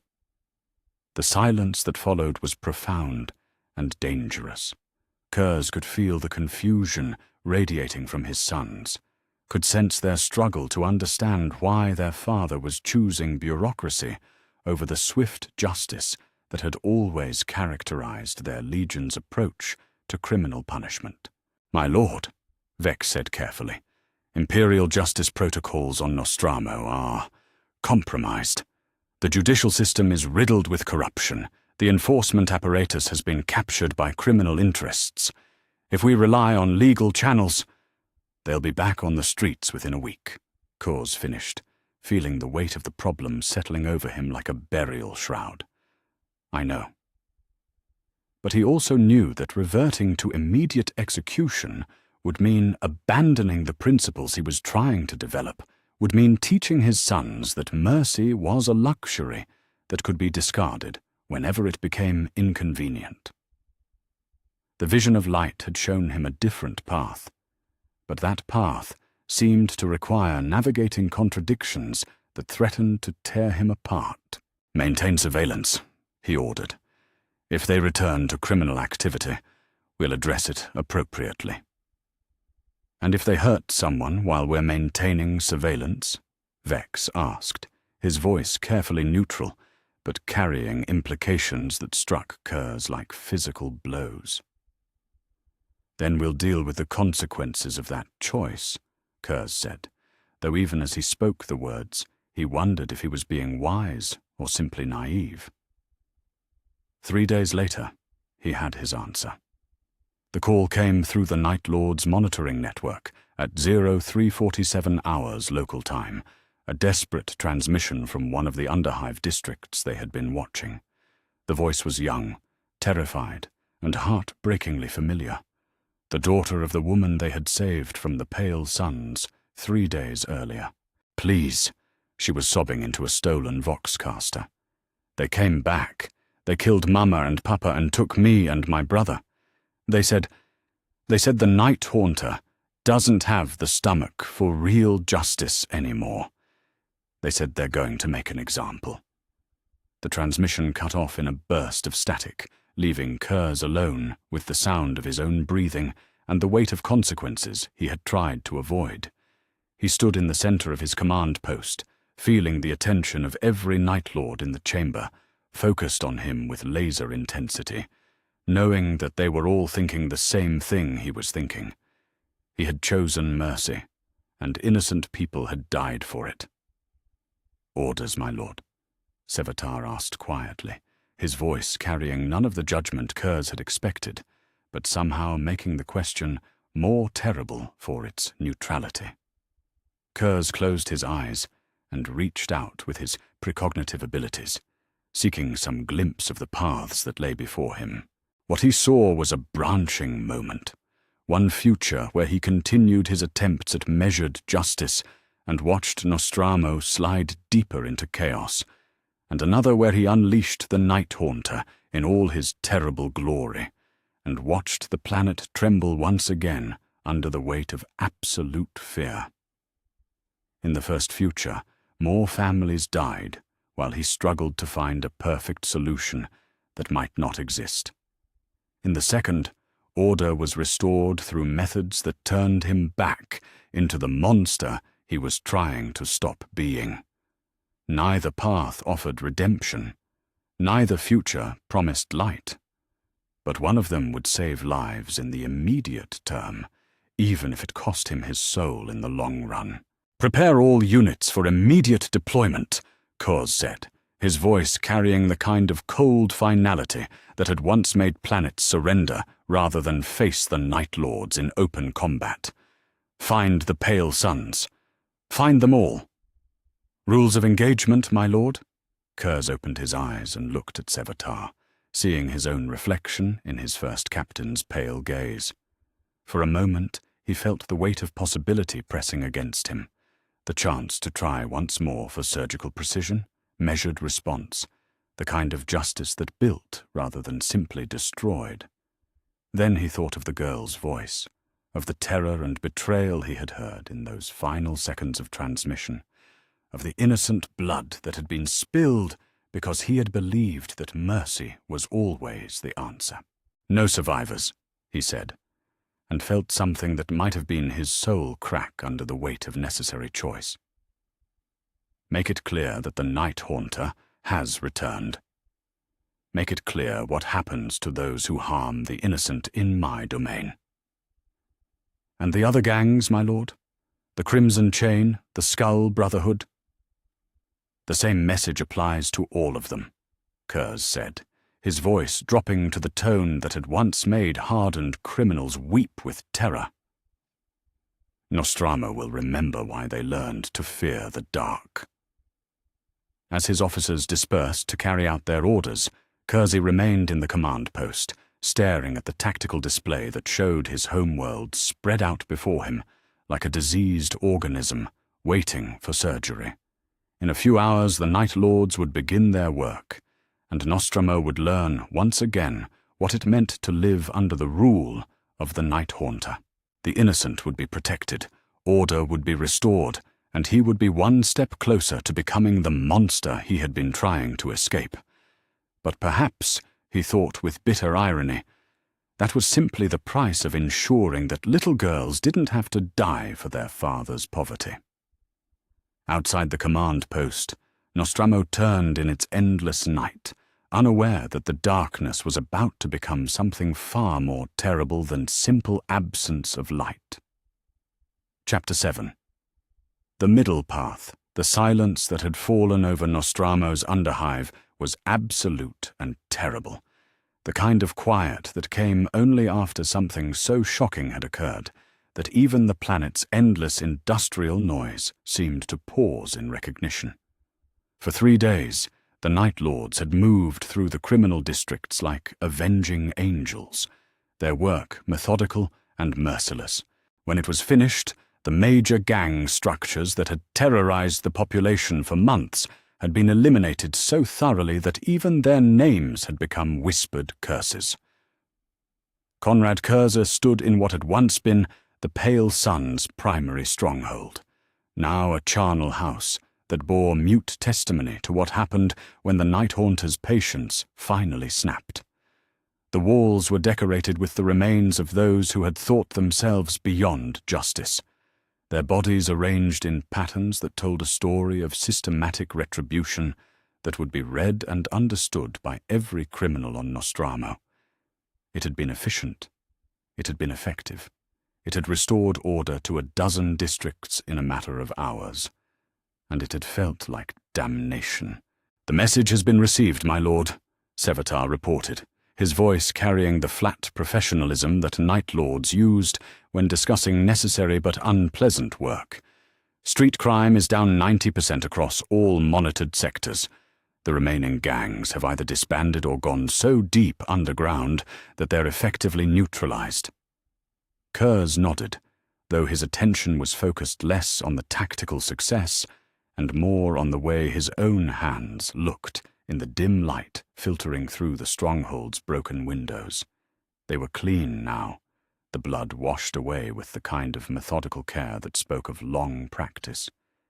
but he could still feel the weight of what they had done, could still hear the echoes of screams that had marked the return of the Night Haunter to his domain. "Civilian casualties?" he asked. "Minimal," Sevatar replied. 17 confirmed, mostly from collateral damage when gang members used families as shields. We were precise in our applications of force. Precise. The word hung in the air like incense, carrying implications that Curze was only beginning to understand. He had been precise in the way that a surgeon was precise when cutting away diseased tissue. But surgery, he was beginning to realize, was not the same as healing. And the aftermath? "Fear," Captain Malkarian said, stepping into the conversation with the easy confidence of someone reporting expected results. "Pure, absolute fear. The population knows that the Night Haunter has returned, and they're responding accordingly. Crime statistics are dropping across every category. Productivity is increasing, and civil order has been restored. For now," Curze said quietly. Both officers turned to look at their Primarch, noting the way he continued to stare at his hands rather than meeting their gaze. There was something in his voice that neither of them recognized. Not regret, exactly, but something that might have been deeper understanding. "My lord?" Sevatar asked carefully. "Fear is temporary," Curze said, finally looking up from his hands to meet his first captain's pale gaze. "It works as long as the source of that fear is present and active. But the moment I leave Nostramo again, the moment my attention is focused elsewhere, what happens? The criminal elements will attempt to reassert themselves," Malkarian said, with the certainty of someone stating an obvious fact, "which is why periodic reminders are necessary. The application of terror as a maintenance protocol." "Exactly." Curze moved to one of the broken windows, looking out over the hive city that sprawled beneath them like a cancer-given architectural form. "We kill the current generation of criminals, and 6 months later, new ones emerge to take their place. We destroy the existing power structures, and new ones grow from the same corrupt soil. We spread fear, and that fear fades the moment people believe they can act without consequence." He turned back to face his officers, noting the way they had arranged themselves in defensive positions without conscious thought. These were men who had followed him through decades of campaigns, who had learned to read his moods with the skill of long practice, and they could sense that something fundamental was shifting in their Primarch's thinking. "We've been treating symptoms," Curze continued, "not causes. We've been destroying without building, killing without healing. The Night Haunter can restore order, but he can't create justice." "What are you proposing, my lord?" Sevatar asked, his voice carrying the careful neutrality of someone navigating dangerous philosophical waters. Curze was quiet for a long moment, his enhanced vision taking in every detail of the devastation that surrounded them. Bodies hung from improvised gallows, their positions carefully calculated to maximize psychological impact. Blood had been used to paint warnings on walls, messages that would be read by every potential criminal who passed through this district. It was the kind of thorough, systematic terror that had made the Night Lords legendary throughout the galaxy, and it was exactly the wrong solution to the problem they were trying to solve. "I've been thinking about the vision," Curze said finally, "the one that showed me walking in light while still casting shadows. I thought it meant abandoning the darkness, becoming something softer and weaker than what I was. But what if I was wrong?" "How so?" Malkarian asked. "What if the vision wasn't showing me weakness disguised as strength?" Curze said, his voice gaining conviction as the pieces began to fall into place. "What if it was showing me precision disguised as mercy? What if the future I saw wasn't one where the Night Haunter disappeared, but one where he learned to aim more carefully?" The silence that followed was profound and dangerous. Both officers could sense that their Primarch was working through ideas that might fundamentally alter not just his approach to warfare, but the entire philosophical foundation of their legion. Changes in a Primarch's worldview had consequences that rippled outward through every level of command, affecting everything from tactical doctrine to recruitment practices. "Explain," Sevatar said simply. "Terror works," Curze began, moving away from the window to pace through the ruined stronghold like a caged predator. "But it works indiscriminately. When we kill gang leaders, we also terrify shop owners. When we display the consequences of criminality, we also traumatize children. When we restore order through fear, we create a population that's compliant but not loyal, obedient but not just." "And you believe there's an alternative?" Malkarian asked, his scarred features reflecting the kind of skepticism that came from decades of experience with the darker aspects of human nature. "I believe there has to be," Curze replied, "because the alternative is continuing this cycle forever. Killing criminals, watching new ones emerge, killing them in turn, never actually solving the underlying problems that create criminality in the first place." He stopped pacing and turned to face his officers directly, his pale eyes reflecting the kind of intensity that had once made entire worlds surrender rather than face his attention. "We're going to try something new," he said. "We're going to learn the difference between justice and vengeance, between precision and brutality, between fear that destroys and fear that protects." Over the following weeks, the Night Lords began to learn lessons that no Imperial military academy had ever taught. In training chambers deep within the Nightfall, Astartes who had spent decades perfecting the art of maximum psychological impact found themselves studying concepts like proportional response and discriminating targeting. "The goal is not to create the greatest amount of fear," Curze explained to a gathering of his senior officers. "The goal is to create the right kind of fear in the right people. A corrupt official should fear consequences, an innocent citizen should not." Captain Vex raised his hand, his expression reflecting the confusion that many of the officers were struggling with. "My lord, how do we determine the difference? In practical terms, how do we discriminate between targets that deserve terror and those that deserve protection?" It was, Curze realized, exactly the right question. For decades, the Night Lords had operated under the assumption that anyone who found themselves in their path was either an enemy or collateral damage. The idea of actively protecting some people while targeting others required a fundamental shift in thinking that went against every instinct they had developed. "Investigation," Curze said simply. "Intelligence gathering. Understanding the situation before we act, rather than acting and sorting out the consequences afterward." "That takes time," Malkarian pointed out. "Time that criminals can use to cause additional harm. Time that allows situations to deteriorate while we're gathering information."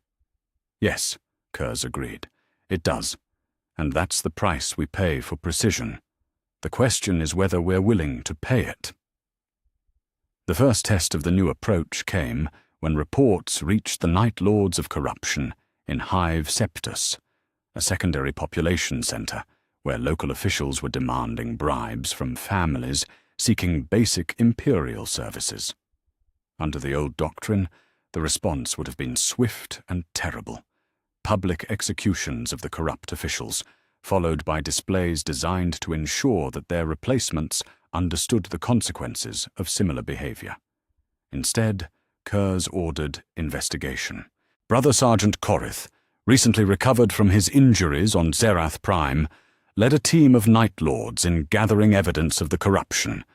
They moved through Hive Septus like ghosts, documenting patterns of extortion, identifying the specific officials involved, and, most importantly, determining which members of the local government were genuinely trying to serve the population despite the corrupt system around them. The investigation took 2 weeks. During that time, additional families suffered under the corrupt system. Additional bribes were extracted from people who could barely afford to feed their children. But when the Night Lords finally acted, their response was surgical in its precision. Corrupt officials were arrested publicly, their crimes read aloud in the Hive's central plaza before sentences were carried out. But those officials who had tried to resist the corruption, who had attempted to serve the population honestly despite personal risk, were not only spared, but publicly honored for their integrity. More importantly, the Night Lords didn't simply remove the corrupt officials and leave. They stayed to help establish new systems, new protocols that would make such corruption more difficult to hide and easier to detect. They worked with honest administrators to create transparency requirements, citizen feedback mechanisms, and oversight procedures that would outlast any single generation of officials.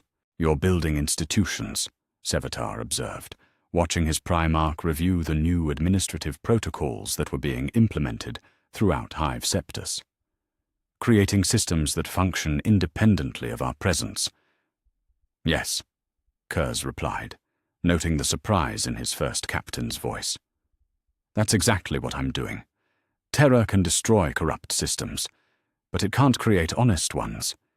If we want lasting change, rather than temporary compliance, we have to give people something to protect, rather than just something to fear." The success in Hive Septus led to similar operations throughout Nostramo, each one carefully planned and precisely executed. The Night Lords began to develop new tactics, new approaches that combined their traditional strengths with skills they had never needed before. They learned to investigate rather than simply intimidate, to discriminate between victims and perpetrators, to build as well as destroy. It was slower than their old methods. It required more resources, more time, more careful thought. But the results were different in ways that surprised even Curze. In districts where they had applied the new approach, crime rates didn't just drop, they stayed down.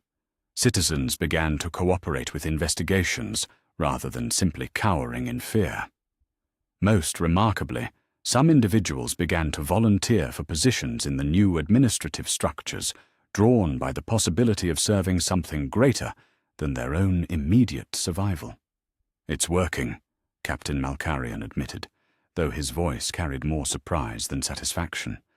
"The new protocols are producing results that our old methods never achieved." "Better results?" Sevatar asked. "Different results," Malkarian corrected.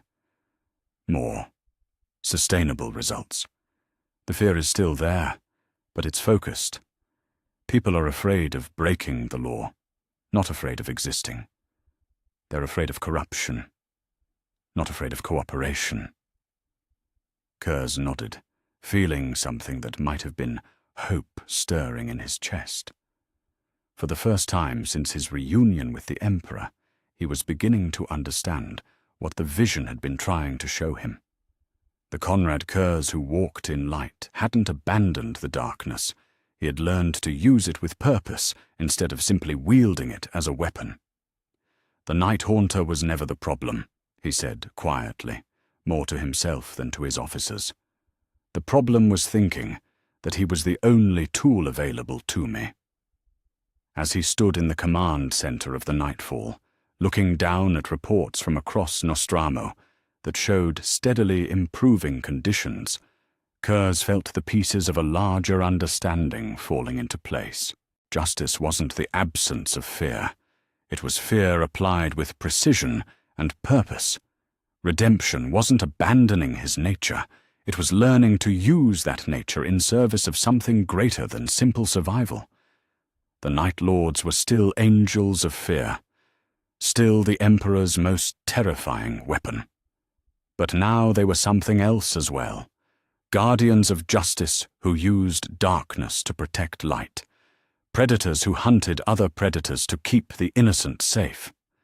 For the first time since his vision, Konrad Curze allowed himself to believe that the future he had seen might actually be possible. Not because he had become weak, but because he had learned to be strong in new ways. Outside the nightfall, Nostramo turned in its endless night, unaware that the darkness itself was slowly learning to serve the light. Chapter 8. Brothers in Shadow. The message had arrived through official imperial channels, bearing the seals of 2 different legions and requesting permission for what was diplomatically termed an observational visit. Konrad Curze read the formal language with the kind of careful attention he usually reserved for intelligence reports, noting the way the words had been chosen to suggest curiosity rather than concern, evaluation rather than judgment. But he knew his brothers well enough to understand what lay beneath the diplomatic courtesy. Word of the Night Lord's changing methods had spread throughout the Great Crusade's command structure, carried by the same communication networks that coordinated military operations across the galaxy. Reports of surgical precision instead of mass terror, of institution building instead of simple destruction, of the Night Haunter showing something that looked remarkably like restraint. Such reports were bound to attract attention. Now, as Curze stood in the Nightfall's primary docking bay, watching 2 distinct fleets approach through the void, he found himself wondering whether his brother's visit would prove to be validation or condemnation of the path he had chosen. The approaching vessels bore the markings of the Salamanders and the Raven Guard, legions whose primarchs had reputations that couldn't have been more different from his own. "The Salamander's flagship is requesting docking clearance," reported the dockmaster, his voice carrying the careful neutrality that Night Lord's personnel used when dealing with matters involving other legions. "They indicate that Lord Vulcan wishes to conduct a personal inspection of our facilities."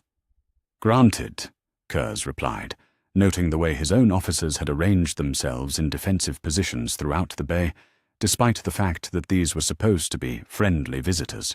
Old habits died hard among the sons of Nostramo, and the idea of opening their stronghold to outsiders went against every instinct they had developed.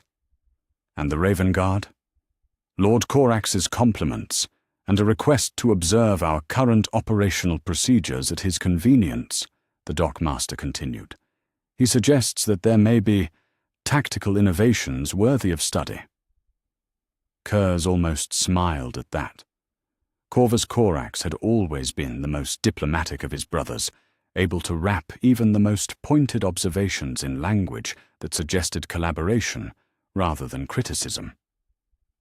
But beneath the courtesy, the message was clear. The Lord of the Raven Guard had heard about the Night Lord's new methods and wanted to see for himself whether the rumors were true. 20 minutes later, Curze found himself greeting 2 of his brother primarchs in the Nightfall's formal reception chamber, a space that had been designed to project the kind of austere authority that characterized everything about the Night Lords. Vulcan stood nearly a head taller than either of his brothers, his dark skin bearing the ritual scarification of Nocturne, and his presence radiating the kind of warm authority that had made him beloved by his sons. Corvus Corax was leaner, more angular, his pale features and black hair giving him an almost spectral quality that seemed oddly appropriate for someone whose legion specialized in stealth and precision strikes. "Brothers," Vulcan said, his voice carrying genuine warmth as he offered the ritual greeting of one primarch to another. "It has been far too long since we last stood together." "Indeed," Corax added, though his greeting was more reserved, his dark eyes studying Curze with the kind of analytical attention that had made the Raven Guard masters of reconnaissance. "Your recent campaigns have generated considerable interest among the legions." "Interest," Curze repeated, tasting the word. "Is that what we're calling it?" "Among some of us," Vulcan said, with the kind of careful diplomacy that suggested he had heard other, less charitable descriptions. Others have been less receptive to reports of your evolving doctrine, such as, "Angron believes you've grown weak," Korak said with characteristic bluntness. He's been quite vocal about his opinion that mercy is a luxury that warriors cannot afford. Perturabo has been more circumspect, but he's questioned whether your new methods can maintain the kind of rapid compliance rates that the Great Crusade demands. Curze felt something cold settle in his stomach. He had expected criticism from some quarters. The Night Lords had built their reputation on fear and brutality, and any deviation from that reputation was bound to generate skepticism. But hearing that his brothers viewed his transformation as weakness rather than evolution struck deeper than he had anticipated. "And your opinions?" he asked. "Reserving judgment until we see the results firsthand," Vulcan replied diplomatically. "Though I confess, the reports have been intriguing, particularly the accounts of your work in establishing civil institutions rather than simply removing obstacles." "You sound surprised," Curze observed. "Pleasantly so," Vulcan admitted. "The Salamanders have always believed that our highest calling is protection of the innocent. If you've found ways to achieve that goal while maintaining operational effectiveness, then you've accomplished something that many of us have struggled with." The words carried a weight that Curze hadn't expected. Vulcan's reputation for humanitarian concern was well established throughout the legions, but hearing him speak of struggles to balance protection with effectiveness suggested complexities that the official reports never captured. "Show us," Korak said simply. "Let us see these new methods in action." 2 days later, the 3 legions worked together in what Curze privately thought of as one of the most educational experiences of his life. The target was a rebellious Forge world whose techno-guild leadership had declared independence from imperial authority, believing their technological superiority would protect them from retaliation. Under normal circumstances, such defiance would have been met with orbital bombardment, followed by ground assault, the kind of overwhelming force that would reduce the world's industrial capacity to ash and rubble. Instead, they were attempting something far more complex. "Phase 1 complete," reported Captain Lysander of the Salamanders, his voice crackling through the Vox network that connected the 3 Legion commands. "Defensive positions secured, civilian evacuation routes established, no civilian casualties reported. Raven Guard infiltration teams have neutralized communications hubs and early warning systems," came Korax's precise update. "Guild leadership is isolated and unable to coordinate defensive responses. Night Lords in position for precision strikes against military targets," Sevatar added, awaiting orders for final phase. Curze studied the tactical display that showed the Forge world's primary hive city, noting the way the 3 Legion forces had moved with synchronized precision despite their vastly different operational philosophies. The Salamanders had secured civilian areas and established protective cordons. The Raven Guard had eliminated the enemy's ability to coordinate resistance, and the Night Lords had positioned themselves to deliver decisive strikes against purely military targets. It was, he realized, exactly what he had envisioned when he had first glimpsed the possibility of precision replacing brutality. Each legion was operating according to its strengths, while contributing to a larger strategy that achieved maximum effectiveness with minimum collateral damage. "Execute final phase," Curze commanded. "Remember, we're liberating this world, not conquering it." What followed was 6 hours of the most precisely coordinated urban warfare any of them had ever witnessed. Night Lords moved through the Hive City's industrial sectors like surgical instruments, their targets limited to military installations and guild strongholds. When resistance was encountered, it was neutralized with the kind of overwhelming local superiority that the Night Lords had always excelled at. but without the collateral destruction that had historically accompanied their operations. Meanwhile, Salamander's teams worked to protect and evacuate civilian populations, using their expertise in defensive warfare to create safe corridors and secure zones. Their presence served as a visible reminder that the Imperial forces were there to liberate rather than simply destroy, a message that was reinforced by their careful attention to civilian welfare. The Raven Guard provided intelligence and coordination, their stealth capabilities allowing them to monitor enemy movements and civilian displacement with equal precision.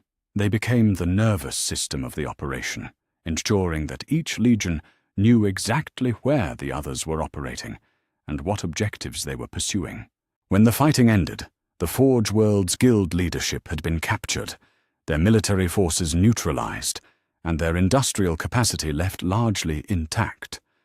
More remarkably, civilian casualties had been limited to fewer than 200 deaths, a fraction of what would have been expected from a conventional assault. "Impressive," Vulcan admitted, as the three Primarchs met in the captured guild headquarters to review the operation's results. "I've never seen such precise coordination between legions with such different operational philosophies." Different philosophies, Korax mused, but complementary capabilities. The Night Lord's precision, the Salamander's protection protocols, the Raven Guard's intelligence gathering. Each legion contributed something unique to the overall strategy. Curze felt something warm stirring in his chest. Not pride, exactly, but something that might have been hope. For the first time since his vision, he was seeing concrete evidence that his transformation might have implications beyond his own legion, might represent a new way of conducting the Great Crusade that preserved both effectiveness and humanity. "The question," Vulcan continued, "is whether this approach can be scaled, whether it can work across the full scope of the Crusade rather than just in carefully selected situations." "Every approach has limitations," Curze replied. "The question is whether those limitations are acceptable when measured against the alternatives." Spoken like someone who's given the matter considerable thought, Korax observed, his dark eyes studying Curze with something that might have been approval. "Though I suspect not all of our brothers will be as receptive to such philosophical considerations." As if summoned by their conversation, a new set of transmissions began flowing through the command center's communication arrays.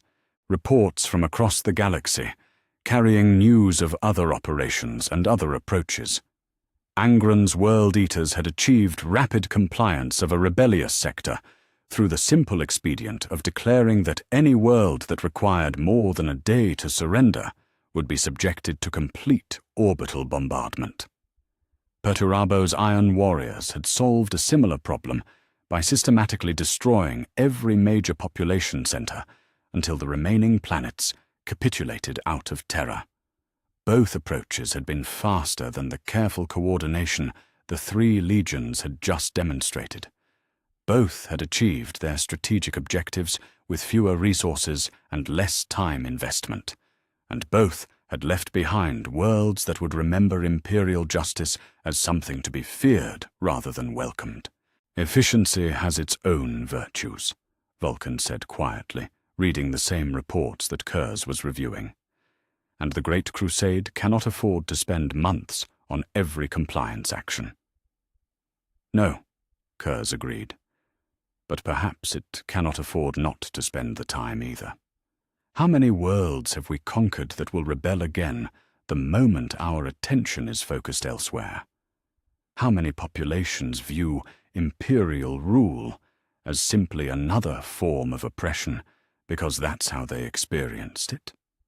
And how many worlds will fall to Xenos or Chaos while we're investing months in perfect solutions to individual compliance actions?" Korax asked, playing the devil's advocate with characteristic precision. It was, Curze realized, exactly the right question. There were no perfect answers in the Great Crusade, no solutions that satisfied every strategic requirement and every moral consideration. But perhaps that was exactly why the approach they had just demonstrated was valuable, not because it was perfect, but because it offered alternatives to the stark choice between rapid brutality and ineffective mercy. "I don't know," Curze admitted, "but I know that the old answers weren't working. Fear works as long as you can maintain it, but the moment you show weakness, the moment your attention is focused elsewhere, everything you've built through terror collapses. What we did here," he gestured to the tactical displays showing the pacified Forge world, "this builds something that can survive our absence." "Perhaps," Vulcan said, though his tone carried more hope than skepticism. "Time will tell whether your new path proves sustainable, but what we've seen here suggests that it's worth the attempt." As his brothers prepared to return to their own fleets and their own campaigns, Curze found himself standing alone in the command center, studying the reports that continued to flow in from across the galaxy. Some carried news of spectacular military victories, others described the careful work of building institutions and protecting populations. Each approach had its place, its appropriate applications, its strengths and limitations. But for the first time since his vision, he felt confident that he had found something worth pursuing. Not because it was perfect, but because it offered the possibility of being better than what had come before. And sometimes, he was beginning to understand, that was the best that anyone could hope for. Outside the command center, the liberated Forge world continued its work, its forges now producing materials for the Imperial war effort rather than weapons for independence movements. Its people went about their daily lives with something that might have been cautious optimism, knowing that they had been conquered but not destroyed, subjugated but not terrorized. It was, Curze thought, a small step toward the future he had glimpsed in his vision. Not perfect, not complete, but real. And sometimes reality was more valuable than visions, no matter how bright. Chapter 9. The Test of Loyalty. The intelligence reached Konrad Curze through the kind of circuitous route that spoke of careful conspiracy and deliberate concealment. A Vox intercept from a routine patrol, cross-referenced against ammunition requisitions that didn't match official deployment records, analyzed through behavioral patterns that his Legion's intelligence specialists had been monitoring for weeks. When the final assessment reached his desk, it carried the weight of absolute certainty and terrible implications. Elements within his own Legion were planning to kill him. Curze read the report in the privacy of his chambers, noting the way the evidence had been assembled with the same methodical precision that the Night Lords applied to all their operations. Names, locations, time frames, tactical assessments, everything laid out with clinical efficiency. At the center of it all was Captain Acabus, a veteran of nearly 70 years' service, whose scarred features bore testament to campaigns that predated the Great Crusade itself. Acabus had been one of his earliest recruits, pulled from the gang wars of Nostramo's deepest hives and molded into something that could serve the Emperor's vision. He had proven himself in a dozen compliance actions, had earned his rank through competence and absolute loyalty to the Legion's traditions. Under normal circumstances, he would have been one of the last Night Lords that Curze would suspect of treachery. But these were not normal circumstances, and what Acabus planned was not treachery in any conventional sense. According to the intelligence reports, the conspiracy was motivated not by personal ambition or external corruption, but by genuine belief that their Primarch had been compromised, that the philosophical changes of recent months had rendered him unfit to lead the Night Lords in their sacred mission. "How many?" Curze asked when Sevatar entered the chamber, the first captain's expression reflecting the same grim understanding that had settled over Curze's own thoughts. 43 confirmed conspirators, Sevatar replied without preamble, including 6 captains and approximately 2 companies' worth of battle brothers. They're concentrated primarily among the older veterans, those who served during the unification of Nostromo. And their plan? Sevatar moved to the tactical display that dominated one wall of the chamber, activating a holographic representation of the Nightfall's internal structure. Red markers indicated the positions and movements of the identified conspirators, creating a pattern that spoke of careful coordination and strategic thinking. Assassination during the next Legion assembly, Sevatar continued, his voice carrying the flat professionalism that Night Lords used when discussing unpleasant necessities. They've identified key points in the ship's security grid, planned coordinated strikes against loyal elements, and prepared contingency protocols for seizing control of the fleet. Sophisticated, Curze observed, studying the tactical display with the detached interest of a professional evaluating an opponent's work. Almost admirably thorough. They're good soldiers, my lord. Whatever their other failings, they understand how to plan and execute complex operations. Sevatar paused, his pale eyes meeting his Primarch's gaze. The question is how you want to respond. It was, Curze realized, exactly the question that would define everything that came next. The old Konrad Curze, the Night Haunter who had ruled through fear and absolute authority, would have responded with immediate and overwhelming violence. The conspirators would have been rounded up, publicly executed, and their bodies displayed as a reminder of what happened to those who questioned their Primarch's judgment. Such a response would have been efficient, decisive, and completely in accordance with decades of Legion tradition. It would also have validated every criticism that the conspirators had made about the impossibility of combining mercy with strength, would have proven that his transformation was nothing more than philosophical posturing that crumbled the moment it faced genuine pressure. What do you think of their grievances? Curze asked instead. Sevatar's eyebrows rose slightly, a considerable display of emotion for a Night Lord. My lord? Their concerns about the Legion's changing direction, their belief that mercy makes us weak, their conviction that I've lost sight of our essential nature. Curze gestured to the tactical display, where the conspiracy's structure was laid out in precise detail. Do you think they're wrong? The silence that followed was profound and dangerous. Curze could sense his first captain's internal struggle, could feel the weight of conflicting loyalties pressing against the bond that had sustained them through decades of campaign and conquest.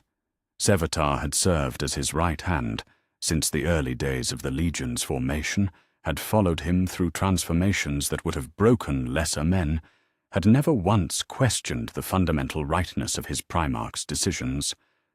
Until now. I think, Sevatar said carefully, choosing each word with the precision of someone walking through a minefield, that they represent a perspective that deserves consideration. Not because they are right, but because they are genuinely concerned about the Legion's welfare. And their solution is wrong, Sevatar said with more conviction. Assassination isn't the answer to philosophical disagreement, and they know it. But, he paused, his scarred features reflecting the kind of internal conflict that rarely showed on a Night Lord's face. But I understand why they chose it. Explain. They're afraid, my lord.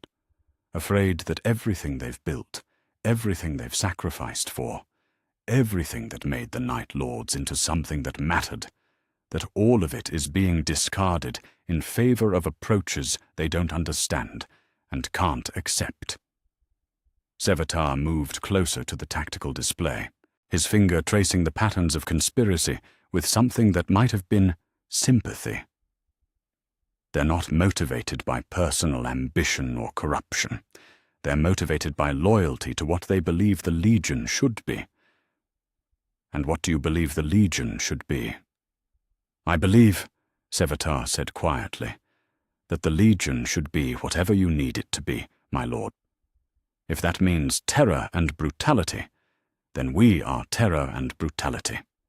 If it means precision and discrimination, then we are precision and discrimination. If it means finding new ways to serve the Emperor's vision, he shrugged, then we find new ways. Even if those ways are harder, even if they cost more in time and resources and careful thought? Especially then, Sevatar replied. Anyone can be a monster, my lord. It takes real strength to be something more. The words hit Curze like a physical blow, not because they were painful, but because they offered validation from the one source whose opinion mattered most. If Sevatar, pragmatic, ruthless, absolutely committed to the Legion's effectiveness, could accept that strength and mercy might coexist, then perhaps the conspiracy's fundamental assumptions were wrong. Then we resolve this, Curze said, his voice carrying the kind of finality that had once made planets surrender, rather than face the Night Lords in open combat. But we resolve it the right way. The confrontation came 3 days later, in the Nightfall's primary assembly hall, where the entire Legion had gathered for what they believed would be a routine strategic briefing. Curze stood at the chamber's focal point, looking out over nearly 10,000 Night Lords, arranged in perfect military formation. The conspirators were scattered throughout the assembly, their positions carefully planned to maximize the impact of their coordinated strike. But they were no longer hidden, no longer operating in secrecy. Loyal Night Lords had been quietly positioned throughout the hall, creating a counter-network that would contain any violence while protecting the majority of the Legion from the consequences of internal conflict. "Brothers," Curze began, his voice carrying clearly through the chamber's amplification systems, "we gather today to discuss the future of our Legion, the direction of our doctrine, and the nature of our service to the Emperor's vision." He could see the tension rippling through the assembled ranks, could sense the way the conspirators were preparing themselves for action, while the loyal majority remained unaware of the drama that was about to unfold. "I am aware," Curze continued, "that not all of you are satisfied with the changes we have implemented in recent months. Some of you believe that mercy is weakness, that discrimination is inefficiency, that our new methods represent a betrayal of everything the Night Lords have achieved." Captain Aesobus stepped forward from his position in the ranks, his scarred features set in lines of grim determination. "My lord, the Legion has served the Emperor faithfully for decades, through methods that were proven and effective. The recent innovations have compromised our operational capabilities and undermined our reputation throughout the Great Crusade. And therefore, Aesobus said, his voice carrying clearly through the chamber, it is our duty as Night Lords to restore the Legion to its proper function, even if that requires difficult choices." The last words were spoken with the kind of careful emphasis that left no doubt about their meaning. Around the chamber, Curze could see other conspirators tensing for action, their hands moving to weapons as they prepared to implement their carefully planned coup. "I see," Curze said quietly. "And you believe that killing me would accomplish this restoration?" The gasp that rippled through the chamber was audible. 10,000 Night Lords suddenly understanding that they were witnessing something unprecedented in the Legion's history. But Aesobus didn't flinch, didn't show any surprise at his Primarch's knowledge of the conspiracy. "If necessary," he said simply, "the Legion is more important than any individual, even a Primarch. If your death would preserve the Night Lord's essential nature and restore our effectiveness, then yes, it would be justified. And if I told you that you were wrong, that mercy and strength can coexist, that precision is more effective than brutality, that the Emperor's vision requires us to build as well as destroy, then I would say that you have been corrupted by philosophies that have no place in war," Aesobus replied. and that the Night Lords cannot afford to follow a leader who has forgotten what victory requires. Curze nodded, as if the answer had been exactly what he expected. Around the chamber, he could feel the tension building to a breaking point, could sense the way both conspirators and loyalists were preparing for violence that would tear the Legion apart, regardless of who emerged victorious. "Captain Esebus," he said formally, "you and your followers are relieved of duty and exiled from the Night Lord's Legion, effective immediately. You will be provided with transport and basic supplies sufficient to reach the nearest Imperial world, where you may request reassignment to other military units." The silence that followed was absolute and profound. 10,000 Night Lords stared at their Primarch, as if he had just declared that gravity no longer applied, as if he had announced something so fundamentally impossible that reality itself might need to be reconsidered. "My lord?" Exebus's voice carried confusion and something that might have been disappointment. "We came here prepared to die for our convictions. We accepted that our actions would likely result in our execution. But exile is what you get instead," Curze said firmly, "because I believe that you acted out of loyalty to your conception of what the Legion should be, not out of personal ambition or corruption. You're wrong, but you're wrong for honorable reasons. That merits mercy, not execution. And if we refuse, if we choose to resist, then you'll be stopped," Curze said, his voice dropping to the tone that had once made hardened criminals weep with terror.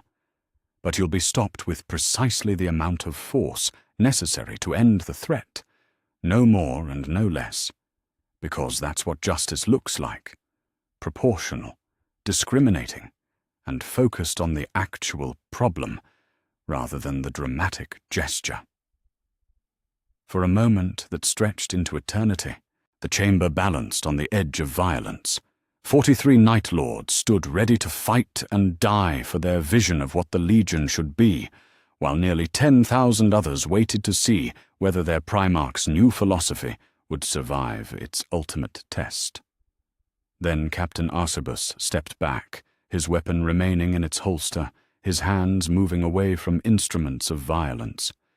"You're making a mistake, my lord," he said quietly, "but you're making it for reasons I can respect.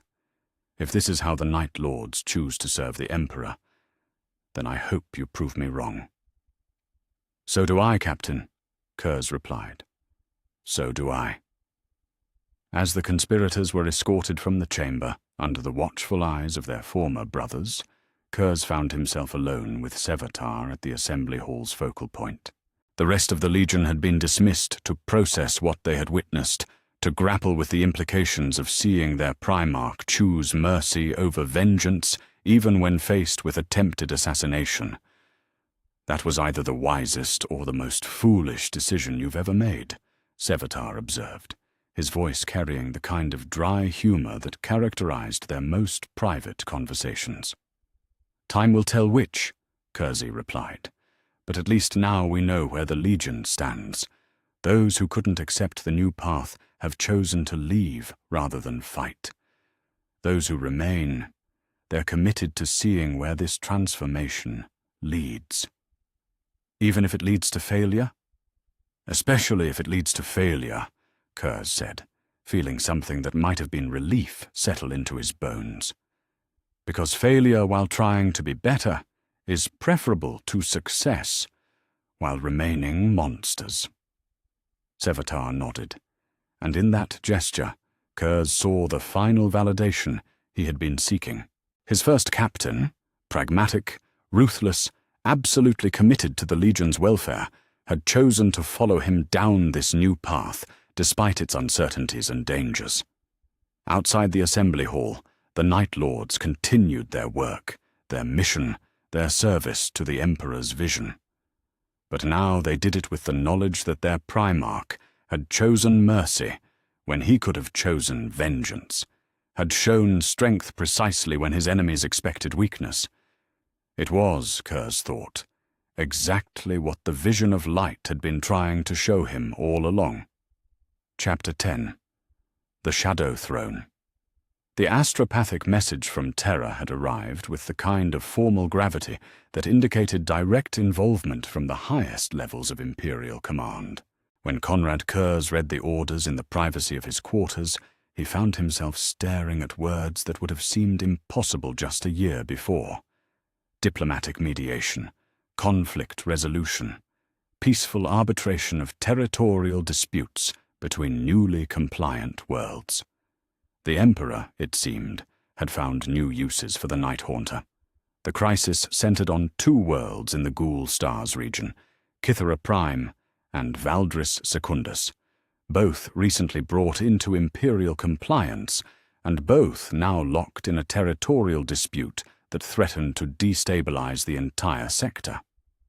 What should have been a simple matter of administrative boundary setting had escalated into something approaching open warfare, with each world's newly established Imperial governors claiming ancient rights to a resource-rich moon system that lay between their orbits. Under normal circumstances, such disputes would be resolved through military intervention, with the offending parties reminded of their place in the Imperial hierarchy through the application of overwhelming force. But these worlds had submitted to Imperial rule voluntarily, their populations genuinely committed to the Emperor's vision of human unity. Destroying that commitment through brutal suppression would undermine everything the Great Crusade sought to achieve, which was why the Emperor had sent Curze rather than one of his more conventionally minded brothers. "Intelligence briefing confirms the initial reports," Sevatar said, as the nightfall approached the disputed system. "Both worlds have legitimate historical claims to the Moon Cluster, dating back to pre-Imperial colonization efforts. Both have substantial populations dependent on the mining operations for economic survival. Both governors are genuinely trying to serve Imperial interests while protecting their people's welfare." Curze nodded, studying the holographic display that showed the system's complex orbital mechanics. The disputed moons, 7 small rocky bodies rich in rare minerals essential to Imperial war production, followed elliptical paths that brought them closer to one world or the other at different points in their cycles. It was, he realized, exactly the kind of situation where traditional Imperial justice would struggle to find a fair resolution. Military capabilities? Limited but growing, Captain Malkarian reported from his position at the tactical console. Both worlds are in the process of establishing Imperial Guard regiments and PDF forces. No void-capable warships yet, but significant ground-based assets and industrial capacity. If this escalates to actual warfare, the damage could set back Imperial development in the sector by decades.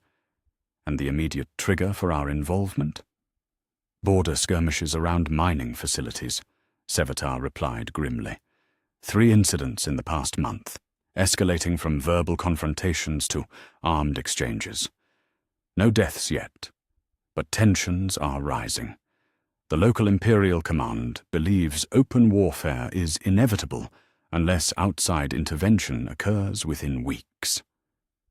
Curze closed his eyes and reached out with his precognitive abilities, seeking some glimpse of possible futures. What he saw was a branching path of possibilities, some leading to senseless destruction and others to sustainable resolution. The difference between them seemed to hinge on approaches that had nothing to do with military force and everything to do with understanding the human motivations underlying the conflict. "Arrange meetings with both governors," he said finally. "Separate sessions initially, then joint discussions once I understand their positions. And prepare diplomatic protocols rather than standard compliance procedures." "Diplomatic protocols?" Malkarian's voice carried a note of confusion that bordered on concern. "My lord, the Night Lords don't have established diplomatic procedures. We have intimidation protocols, terror tactics, and various approaches to forcing surrender. but actual diplomacy. Then we'll develop them, Curze replied, because sometimes the most effective application of force is knowing when not to use it. 2 days later, Curze found himself in a situation that would have been inconceivable during his early years as a Primarch, sitting across a conference table from Governor Helena Kitharos of Kythera Prime, listening to her explain her world's position with the kind of patient attention that he usually reserved for intelligence briefings. The mining rights predate imperial contact by nearly 3 centuries, she was saying, her voice carrying the controlled intensity of someone who had been having this argument for months. Our ancestors established the first extraction facilities. Our technology developed the mining techniques that made large-scale operations possible. Our workers built the infrastructure that both worlds now depend on. Curze studied the woman as she spoke, noting the way her hands moved when she discussed technical details, the way her voice softened when she mentioned the workers whose livelihoods depended on continued access to the mining operations. This was not someone arguing from greed or political ambition. This was someone genuinely trying to protect people she felt responsible for. And yet, he said carefully, Governor Valdris claims equally valid historical precedent for his world's access to the same resources. With respect, Lord Curze, Governor Valdris is mistaken, Kitharos replied. His world's involvement in the mining operations came later, after our initial surveys proved the viability of extraction. They contributed labor and some specialized equipment, but the fundamental claim belongs to Kythera Prime. I see. And if I were to tell you that his documentation tells a different story, that his records show Valdris Secundus providing the initial funding and technical expertise that made your surveys possible. The pause that followed was profound and dangerous. Curze could see Governor Kitharos processing the implications of what he had just said, could watch her realize that the historical narrative she had been operating under might be incomplete or deliberately distorted. That would be concerning, she said finally. If such documentation exists, then perhaps the situation is more complex than I understood. Perhaps it is, Curze agreed, which is why I've requested access to both worlds' complete historical archives, along with any pre-imperial documentation that might shed light on the original agreements between your peoples. 3 hours later, he was having a remarkably similar conversation with Governor Marcus Valdris, a career military officer whose scarred features spoke of service in the sector's unification campaigns. The man's perspective was different in details, but identical in its fundamental conviction. His people had legitimate claims that were being ignored by imperial arbitration processes that favored political convenience over historical truth. The problem, Valdris said bluntly, is that we're being asked to surrender resources that our world has depended on for generations, based on arguments that conveniently ignore our contributions to developing those resources in the first place. And if those contributions were acknowledged, if a resolution could be found that recognized both worlds' legitimate interests while serving the broader needs of imperial development, I'd be interested to hear such a proposal, Valdris replied, though his tone suggested skepticism about the possibility. But previous arbitration attempts have focused on dividing the resources rather than understanding why both worlds need them. Curze nodded, recognizing the pattern that had emerged from his conversations with both governors. Each side had legitimate grievances, each had historical documentation supporting their position, and each was operating under assumptions about the other's motivations that were probably incorrect. It was, he realized, exactly the kind of situation where traditional imperial justice, based on clear hierarchies and decisive authority, would struggle to find solutions that preserved the goodwill of all parties. But it was also exactly the kind of situation where his evolved understanding of precision and discrimination might offer alternatives that pure military authority could not. "Governor Valdris," he said carefully, "would you be willing to participate in joint sessions with Governor Kitharos? Not for the purpose of defending your respective positions, but for the purpose of understanding the underlying problems that have created this conflict?" "You mean actually talking to her rather than about her?" Valdris's scarred features showed something that might have been surprise. "Lord Curze, with respect, our positions are irreconcilable.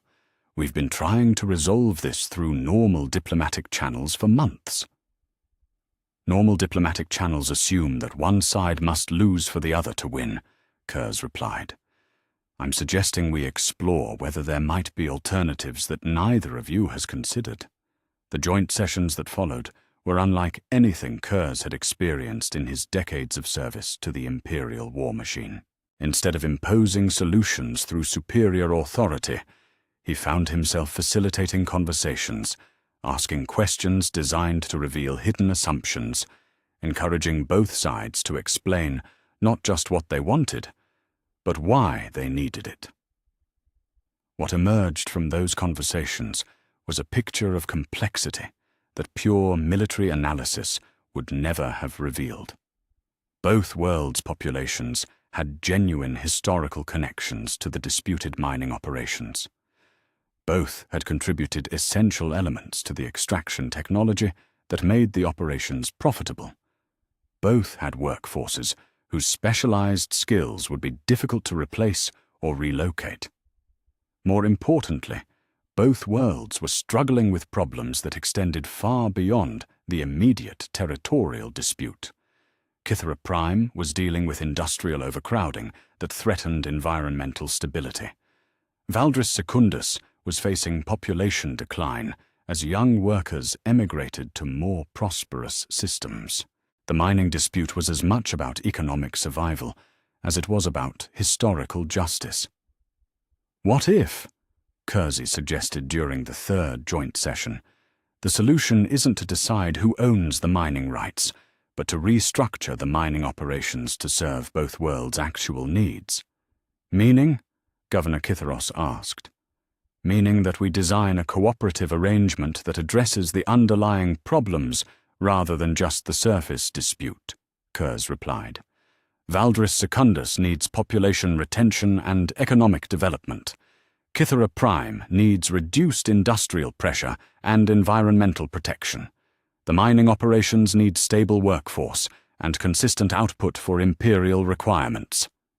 He activated the holographic display that dominated the conference chamber, showing the disputed moon system with overlays indicating population, resource distribution, and industrial capacity.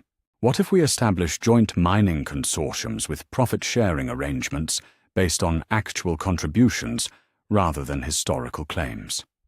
What if we use the operation's profits to fund population resettlement programs that relieve overcrowding on Kythera Prime while providing development opportunities on Valdris Secundus? What if we structure the operations to serve Imperial strategic needs while creating incentives for cooperation rather than competition?" The silence that followed was profound and thoughtful.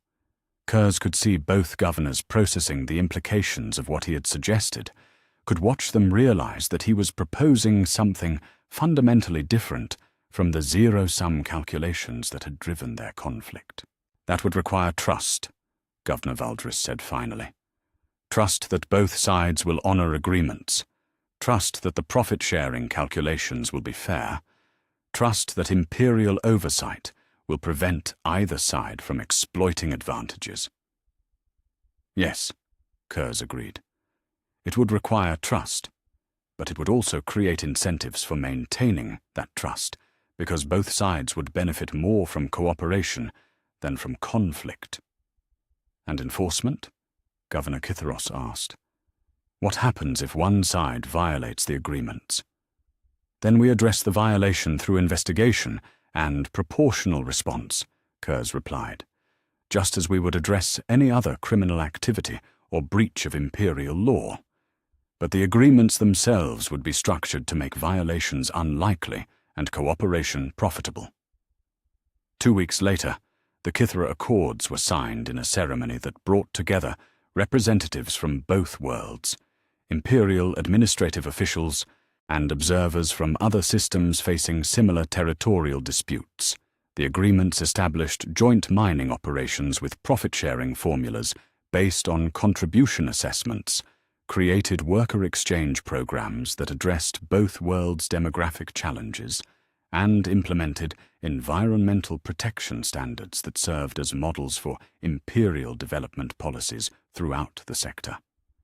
More importantly, they represented something that pure military intervention could never have achieved: genuine cooperation between recently compliant worlds that strengthened rather than weakened their commitment to imperial unity.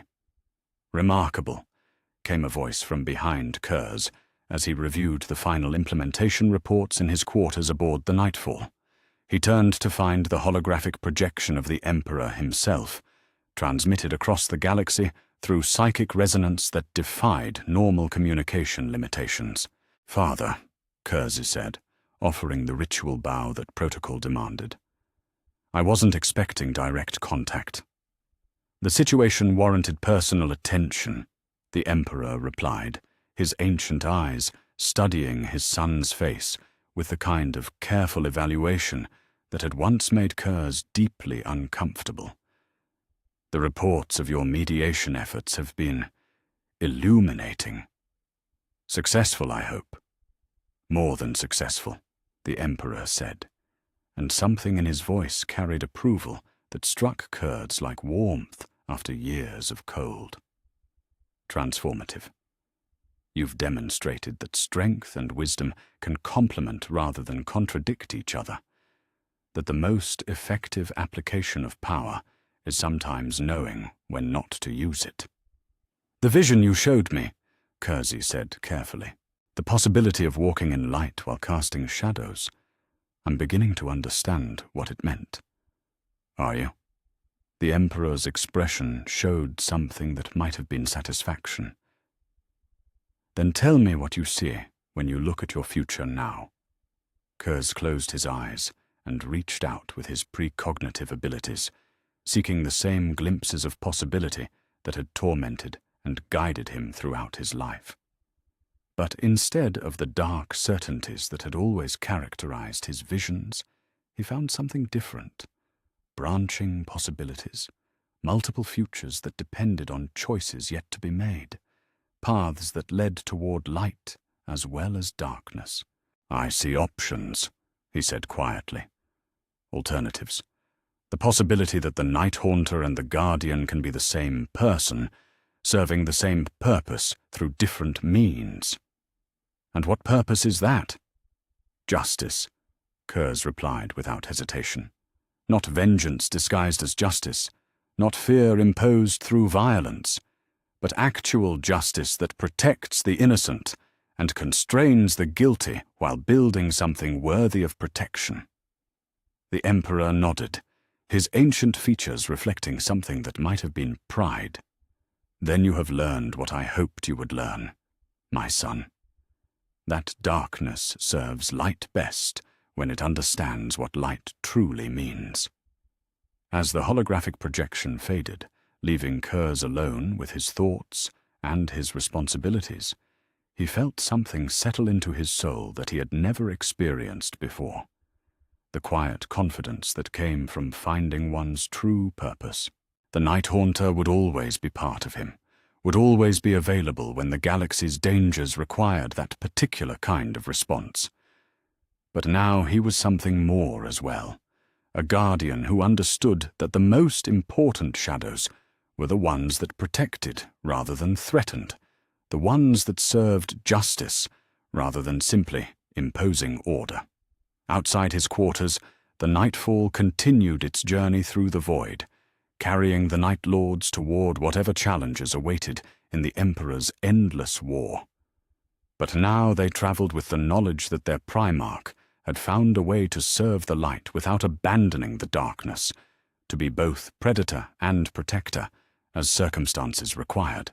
It was, Curze thought, exactly what the galaxy needed from its guardians, the wisdom to know when to strike and when to shield, when to terrify and when to inspire, when to destroy and when to build. The future remained unwritten, full of possibilities both bright and dark. But for the first time in his life, Konrad Curze looked forward to discovering which of those possibilities would become reality.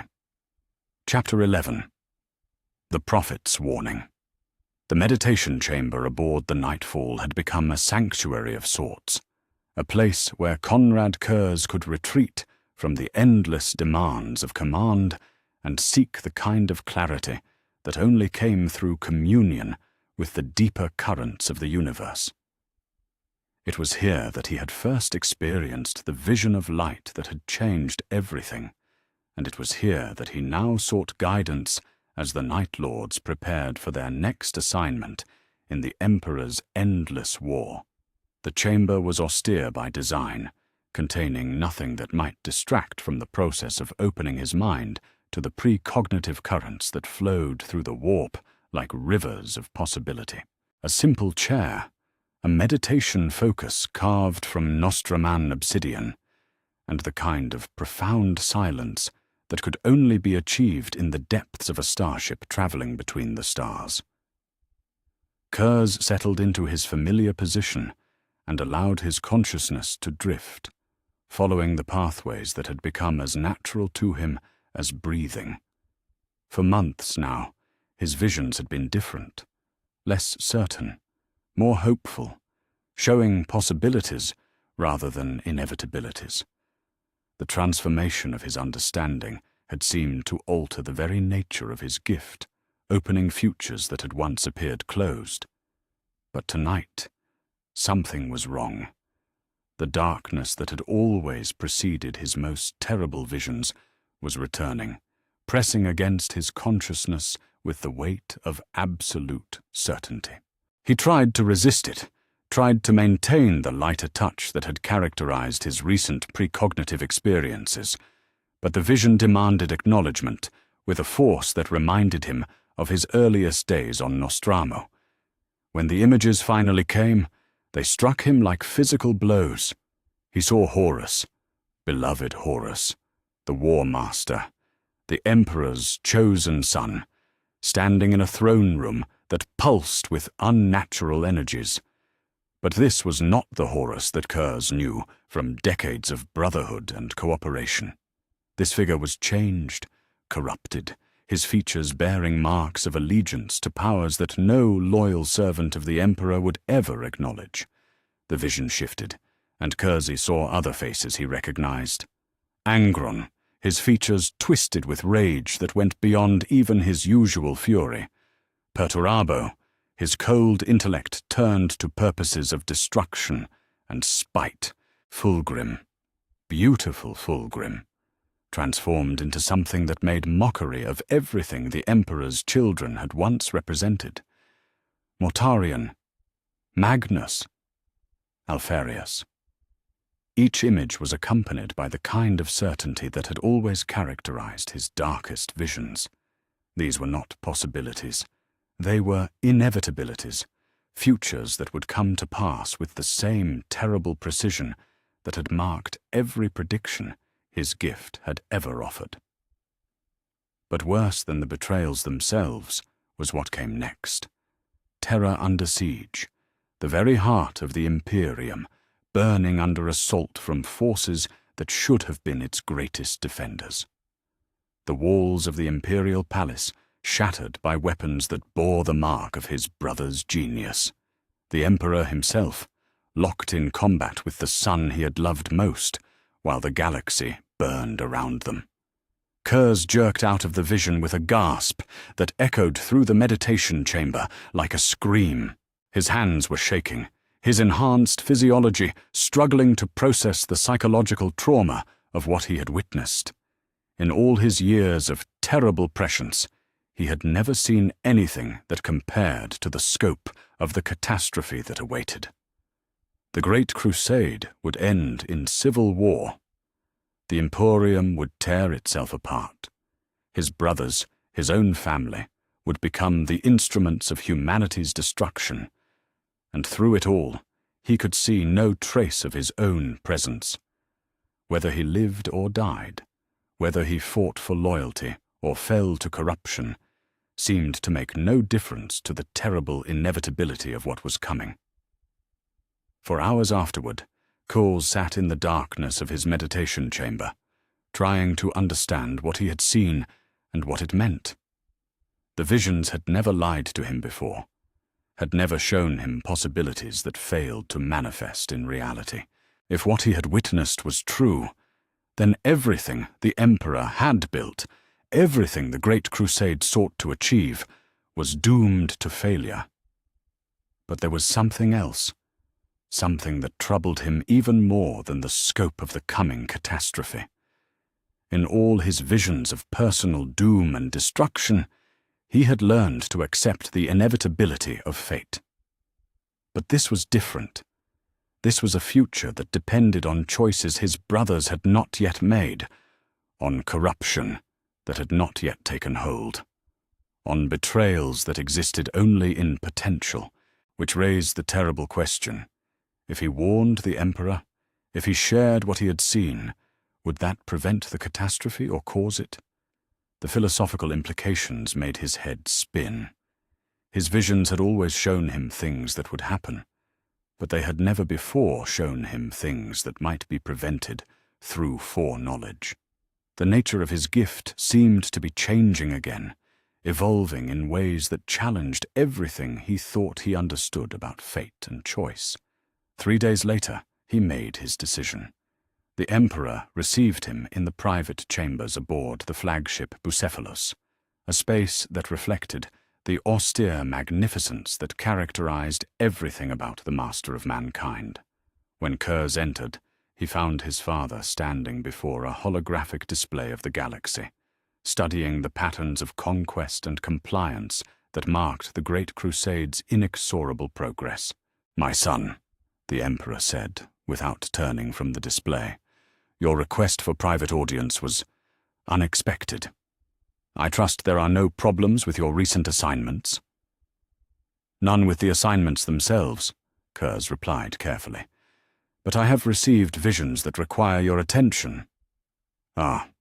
The Emperor turned to face him, his ancient eyes reflecting the kind of understanding that had been old when the first human civilizations were learning to use fire. "The same visions that showed you the possibility of walking in light while casting shadows?" "Different visions, darker ones." Curze paused, gathering his courage for what he was about to reveal. Visions of betrayal, corruption, and civil war. The Emperor's expression didn't change, but Curze could sense something shifting in the psychic atmosphere of the chamber, as if his father's attention had suddenly focused with laser intensity on what was being said. "Continue." "I have seen Horus fall to corruption. I have seen half the legions turn against the Imperium. I have seen terror itself under siege, the Imperial Palace burning, and—" He forced himself to speak the worst of it. "And I have seen you locked in mortal combat with the War Master while the galaxy tears itself apart." The silence that followed was profound and terrible. The Emperor stood motionless for so long that Curze began to wonder if he had somehow offended against protocols he didn't understand, if there were limits to what even a Primarch could share with the master of mankind. Finally, the Emperor spoke, his voice carrying a weariness that seemed to encompass millennia of struggle and sacrifice. "You have seen truly, my son. What you describe is one of the futures I have long worked to prevent." The words hit Curze like physical blows. "You knew? You have always known this was possible." "Possible." The Emperor's laugh carried no humor, only the kind of bitter recognition that came from contemplating unthinkable choices. "My son, it is more than possible. The powers that seek to corrupt my sons, the whispers that already work to turn their hearts from their purpose. These things are not distant threats, but present realities. Then why haven't you acted? Why haven't you taken steps to prevent what I have seen? The Emperor moved to the chamber's viewport, looking out at the stars that surrounded them with their cold light. Because the future is not a chain, Konrad. It is a web. Pull on one strand, and others shift in ways that cannot be predicted. The very act of trying to prevent a specific outcome often creates the conditions that make it inevitable. But surely foreknowledge gives us advantages. Surely we can... Can what? The Emperor turned back to face his son, his expression reflecting the terrible burden of omniscience. Can I accuse my sons of betrayals they have not yet committed? Can I punish them for crimes they may never choose to perform? Can I destroy the trust and brotherhood that are the only things holding the legions together, based on visions of what might occur? Curze felt the weight of understanding settling over him like a shroud. The Emperor knew about the coming crisis, but was trapped by the same paradox that had tormented humanity since the first prophet had seen disaster approaching. Knowledge of the future was worthless if acting on that knowledge created the very future you sought to prevent. Then what do we do? He asked quietly. We do what we have always done, the Emperor replied. We work to build something worthy of preservation, and we prepare for the darkness that may come. But now... He studied Curze with those ancient eyes, evaluating something that his son couldn't identify. Now I have someone who can see the danger approaching, someone who understands both light and darkness well enough to guard against corruption without falling victim to it. You want me to watch for signs of the corruption I have seen? I want you to become what your transformation has prepared you to be, the Emperor said. A guardian who operates in shadow, who protects the light by understanding the darkness that threatens it. Your brothers do not yet know they are vulnerable. Cannot know, because knowing might make them more vulnerable rather than less. Curze felt the pieces of a larger understanding falling into place. The visions, the transformation, the careful evolution from terror to justice, all of it had been preparation for this moment, this responsibility. You want me to become a secret protector, to watch for corruption and intervene when necessary, without revealing what I know or why I'm acting. Can you do it? The Emperor asked. Can you bear the weight of knowledge that you cannot share? Take actions whose necessity you cannot explain? Make choices that others will see as arbitrary or cruel? It was, Curze realized, exactly the question that defined his entire transformation. Could he be strong enough to serve the light while working in darkness? Could he accept responsibility for preventing horrors that others couldn't even imagine? Could he become the kind of guardian that the galaxy needed, even if that meant being misunderstood by the very people he was trying to protect? Yes, he said, the word carrying more certainty than he felt. If that's what's required to prevent what I've seen, then yes. The Emperor nodded, his expression reflecting something that might have been relief, mixed with profound sadness. Then you understand your true purpose now, my son. Not to be the night haunter who brings terror to the guilty, but to be the guardian who stands watch against the darkness that would consume us all. And if I fail? If the visions come to pass, despite everything we do? Then at least we will have tried, the Emperor said simply. And perhaps, in trying, we will discover that the future is more malleable than either of us dares to hope. As Curze left the Emperor's presence, his mind reeling with the implications of what had been revealed, he felt the weight of a new kind of responsibility settling over him, He had thought his transformation was complete, that he had found his purpose in balancing mercy with justice, in protecting the innocent while constraining the guilty. But now he understood that his real test was just beginning. The visions had shown him horrors beyond imagination, and the Emperor had tasked him with preventing them through methods that could not be explained or understood by those he was trying to save. It was, he thought with bitter irony, exactly the kind of impossible mission that the Night Haunter had always excelled at.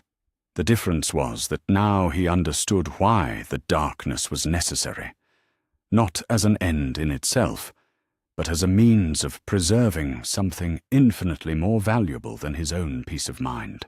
Outside the Emperor's flagship, the Great Crusade continued its inexorable progress across the galaxy, unaware that its greatest defender now carried knowledge of its potential doom. But Konrad Curze carried that knowledge willingly, understanding that some burdens could only be borne by those strong enough to bear them. The future remained unwritten, but now he knew what he was writing it for. Not for his own redemption, though that had been achieved. Not for his legion's glory, though that would be preserved, but for the simple, profound hope that the light he had learned to serve would survive the darkness that was coming to test it. Chapter 12. The Guardian of Light. The intelligence reports arrived through channels that officially didn't exist, carried by networks of informants and observers who reported to shadows rather than names. For 3 months now, Konrad Curze had been building a web of surveillance that extended across the Great Crusade's scattered fleets, monitoring his brother Primarchs for signs of the corruption he had witnessed in his visions. It was delicate work, requiring the kind of subtle precision that would have been impossible for the old Night Haunter. Where once he would have relied on terror and intimidation to gather information, now he used carefully placed agents, sympathetic administrators, and the kind of bureaucratic invisibility that came from understanding how imperial systems actually functioned rather than simply breaking them. The reports that filtered back to him painted a picture that was both reassuring and deeply troubling. Most of his brothers showed no signs of the corruption he had witnessed, continuing their campaigns with the same dedication and efficiency that had characterized their service since the Great Crusade began. But there were anomalies, subtle changes in behavior and judgment that might have been nothing, or might have been the first signs of something far worse. Fulgrim's growing obsession with perfection, leading him to spend months on artistic projects while his legion waited in orbit. Mortarian's increasing isolation, his tendency to brood alone for days at a time, while his death guard wondered what troubles weighed on their Primarch's mind. Angron's escalating brutality, his world-eaters leaving behind devastation that exceeded even their notorious reputation for violence. Any one of these changes might have been explained by the stresses of command, the psychological toll of decades spent conquering a hostile galaxy. But taken together, they formed patterns that made Curze's enhanced senses prickle with unease, which was why he found himself aboard the Conqueror, ostensibly conducting a routine liaison visit while actually observing his brother Angron for signs of the corruption that would eventually consume him. The World Eater's flagship was exactly what Curze had expected, a vessel that bore the scars of countless battles and the modifications that reflected its legion's philosophy of direct, overwhelming assault. But there was something else in the air, a tension that went beyond normal pre-battle preparation. The crew moved with the kind of nervous energy that suggested they were perpetually on edge, perpetually expecting violence from their own officers. "Brother," Angron said, when they met in the ship's primary strategium, his scarred features showing the strain of the psychosurgical implants that had been forced into his skull during his youth on Nuxeria. "Your visit is unexpected.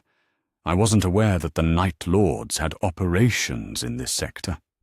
We don't, Curze replied, studying his brother's face for signs of the changes he had witnessed in his visions.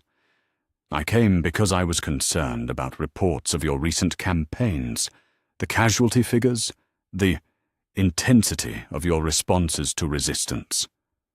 Angron's expression darkened, his hands moving unconsciously toward the weapons that hung at his side. You question my methods? I question whether they serve the Emperor's vision, Curze said carefully, noting the way several World Eaters officers had tensed at their Primarch's tone. The goal of the Great Crusade is unity, not extermination. When entire populations are eliminated rather than integrated, when entire populations choose death over compliance, they get what they choose. Angron interrupted, his voice carrying the kind of raw aggression that had made the World Eaters both feared and mistrusted throughout the Imperial military. I don't have the luxury of your surgical precision, Konrad. My legion exists to break things that refuse to bend. And yet breaking things rarely builds anything lasting, Curze observed. The worlds you've liberated through extermination don't contribute to Imperial strength. They become dead zones that require constant garrison forces to prevent them from reverting to chaos. Better dead than rebellious, Angron snarled, and for a moment Curze caught a glimpse of something in his brother's eyes that confirmed his worst fears. There was a hunger there, a need for violence that went beyond tactical necessity or even personal preference. It was corruption in its earliest stages, not yet the full madness he had witnessed in his visions, but recognizably moving in that direction. Is it? Curze asked quietly. Or is that just easier than finding solutions that require thought rather than brutality? The confrontation that followed was brief but instructive. Angron's rage was genuine, his conviction absolute, his belief that violence was the only reliable solution to complex problems completely sincere. But beneath it all, Curze could sense the whispers that were already beginning to work on his brother's mind. Subtle influences that encouraged his worst impulses while discouraging the kind of reflection that might have led him toward better choices. It was exactly what the Emperor had warned him about, corruption that worked through existing personality traits rather than replacing them, darkness that grew from within rather than being imposed from outside. When Curze left the Conqueror, he carried with him both valuable intelligence and a profound sense of sadness. Angron was falling toward the fate that awaited him in the visions, but he was falling by degrees through choices that seemed reasonable in isolation, but accumulated into something monstrous, and there was nothing Curze could do to stop it, nothing that wouldn't risk accelerating the very corruption he was trying to prevent. It was the kind of impossible situation that would have driven the old Konrad Curze to despair, the kind of predetermined doom that had convinced him fate was immutable. But now he understood something that had taken him decades to learn. He couldn't save everyone, but that didn't mean he shouldn't try to save those he could. 2 weeks later, he was aboard his own flagship, meeting with the assembled officers of the Night Lords in what had become a regular tradition. Informal gatherings where strategy was discussed, concerns were aired, and the bonds of brotherhood were reinforced through shared purpose. The Zerath intervention reports have been filed, Captain Malkarion was saying, his scarred features reflecting satisfaction with a mission well executed. The Forge World's productivity is up 18% since we established the new labor agreements, and civilian cooperation with Imperial administration is at levels that exceed the sector average. Excellent, Curze replied, noting the way his officers had arranged themselves around the chamber. Where once they had maintained careful distances and defensive positions, now they sat closer together, their body language reflecting the kind of relaxed confidence that came from serving under a leader they trusted rather than feared. "What about the Kithra situation?" asked Brother Captain Vex, consulting his tactical slate. "The cooperation agreements have been in place for 6 months now. Any signs of strain?" "None," Sevatar reported. "If anything, the joint mining operations are exceeding projections. Both worlds are requesting expansion of the cooperative protocols to other industrial sectors." Curze listened to the reports with the kind of quiet satisfaction that had become familiar over the past months. These were the fruits of his transformation, not just military victories, but sustainable solutions that strengthened the Imperium through cooperation rather than fear. The Night Lords were still formidable warriors, still capable of the kind of swift, decisive action that had made them legendary. But they were also something more now, builders as well as breakers, protectors as well as predators. "There is one thing," Sevatar added, his voice dropping to the tone he used for their most sensitive discussions. "Intelligence suggests that several other legions have been requesting information about our new operational protocols. Some of them seem genuinely interested in adapting our methods to their own situations." "And others?" Curze asked, though he suspected he already knew the answer. "Others seem to view our evolution as a sign of weakness," Sevatar replied diplomatically. "There have been questions raised about our commitment to imperial doctrine, suggestions that mercy makes poor soldiers." Curze nodded, unsurprised by the response. Change was always threatening to those who had invested their identities in existing systems, and the Night Lord's transformation challenged assumptions that many of his fellow Primarchs had built their careers on. "Let them question," he said finally. "Results speak louder than theories, and our results demonstrate that strength and mercy can coexist when properly balanced." "And if they're right?" Captain Vex asked. "If our new methods make us less effective in situations that require overwhelming force rather than surgical precision?" "Then we adapt," Curze replied. "We maintain our ability to be terrible when terrible is what's required, but we choose that terribleness carefully rather than applying it indiscriminately. The Night Haunter isn't gone. He's just learned to be more precise about when and how he emerges." As the gathering dispersed and his officers returned to their duties, Curze found himself alone in the chamber, studying the holographic star charts that showed the Night Lord's area of operations. Each point of light represented worlds brought into compliance, populations protected, systems stabilized through methods that built rather than simply destroyed. It was then that he finally understood what the Emperor had been trying to teach him through that original vision of light. The future wasn't predetermined. It was chosen, moment by moment, through decisions that could lead toward darkness or light, depending on the wisdom and courage of those making them. He had spent most of his life believing that his visions showed him fate, that the terrible futures he witnessed were inevitable consequences of forces beyond his control. But the truth was simpler and more profound. The visions showed him possibilities, outcomes that would occur if certain choices were made. The darkness he had seen was real, but so was the light, and the difference between them came down to whether people chose fear or hope, destruction or creation, despair or courage.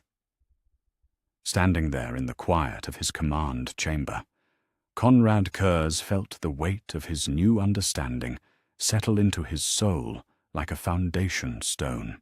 He was no longer the Night Haunter who brought inevitable doom to the guilty. He was something new, a guardian who stood watch in the shadows, using darkness to protect light, wielding fear as a tool to preserve hope. Outside the chamber, the Night Lords continued their work, training, planning, preparing for whatever challenges the galaxy might throw at them. They served their Primarch not out of terror, but out of respect. Not because they feared his judgment, but because they trusted his wisdom. They had become something that would have been impossible under his old methods, warriors who were genuinely committed to protecting what they served, rather than simply destroying what they opposed. Later that night, in the privacy of his meditation chamber, Curze allowed his consciousness to drift toward the precognitive currents that had tormented and guided him throughout his life. But instead of seeking specific visions of what would come to pass, he simply opened himself to the possibilities that lay ahead. What he saw was beautiful and terrible in equal measure. A galaxy where choices mattered, where each decision created new paths toward light or darkness. He saw some of his brothers falling to the corruption he had witnessed, their noble natures twisted by whispers that promised power at the cost of their souls. But he also saw others choosing differently, finding strength in unity rather than division, wisdom in restraint rather than indulgence. And threading through it all he saw himself, no longer the night haunter, but not quite the figure of light from his original vision either. Something between the two, a guardian who understood both darkness and light, who could move through shadows without being consumed by them, who could wield terrible power without losing sight of what that power was meant to protect. The future remained unwritten, full of possibilities, both bright and dark. The corruption he had witnessed was still coming, still working its way through the hearts and minds of those who should have been the Imperium's greatest defenders. But now he also saw other possibilities, paths where that corruption was detected early, where its influence was contained, where the choices that led to darkness were recognized and opposed before they became irreversible. He couldn't save everyone. He couldn't prevent every tragedy or stop every fall. But he could stand watch, could use his gift to see what was coming, could intervene when intervention might make a difference. He could be the guardian in the shadows, the protector who worked in darkness to preserve the light. As the vision faded and he returned to normal consciousness, Curze felt a peace that had eluded him for his entire life settle into his soul. He had found his purpose at last, not the predetermined doom of his early visions, but the chosen destiny of someone who understood that the most important battle was not against external enemies, but against the darkness that lived within every human heart. Standing at the observation port of his meditation chamber, looking out at the stars that filled the void with their cold light, Konrad Curze made a promise to the galaxy that would never hear it. He would stand watch. He would guard the light. He would use the darkness he understood so well to protect the hope that others carried. The night haunter was dead, but from his ashes had risen something far more dangerous to the forces of corruption and despair. A guardian who chose hope over fate, who wielded shadows in service of light, who understood that redemption was not something that happened to you, but something you chose for yourself, moment by moment, choice by choice, until the person you had been became the person you were meant to be. In the depths of space, surrounded by the endless war of the Great Crusade, that guardian took up his watch and prepared to face whatever darkness might come, not with certainty of victory, but with unshakable determination that the light would not go out on his watch. The future was unwritten, and he intended to keep it that way.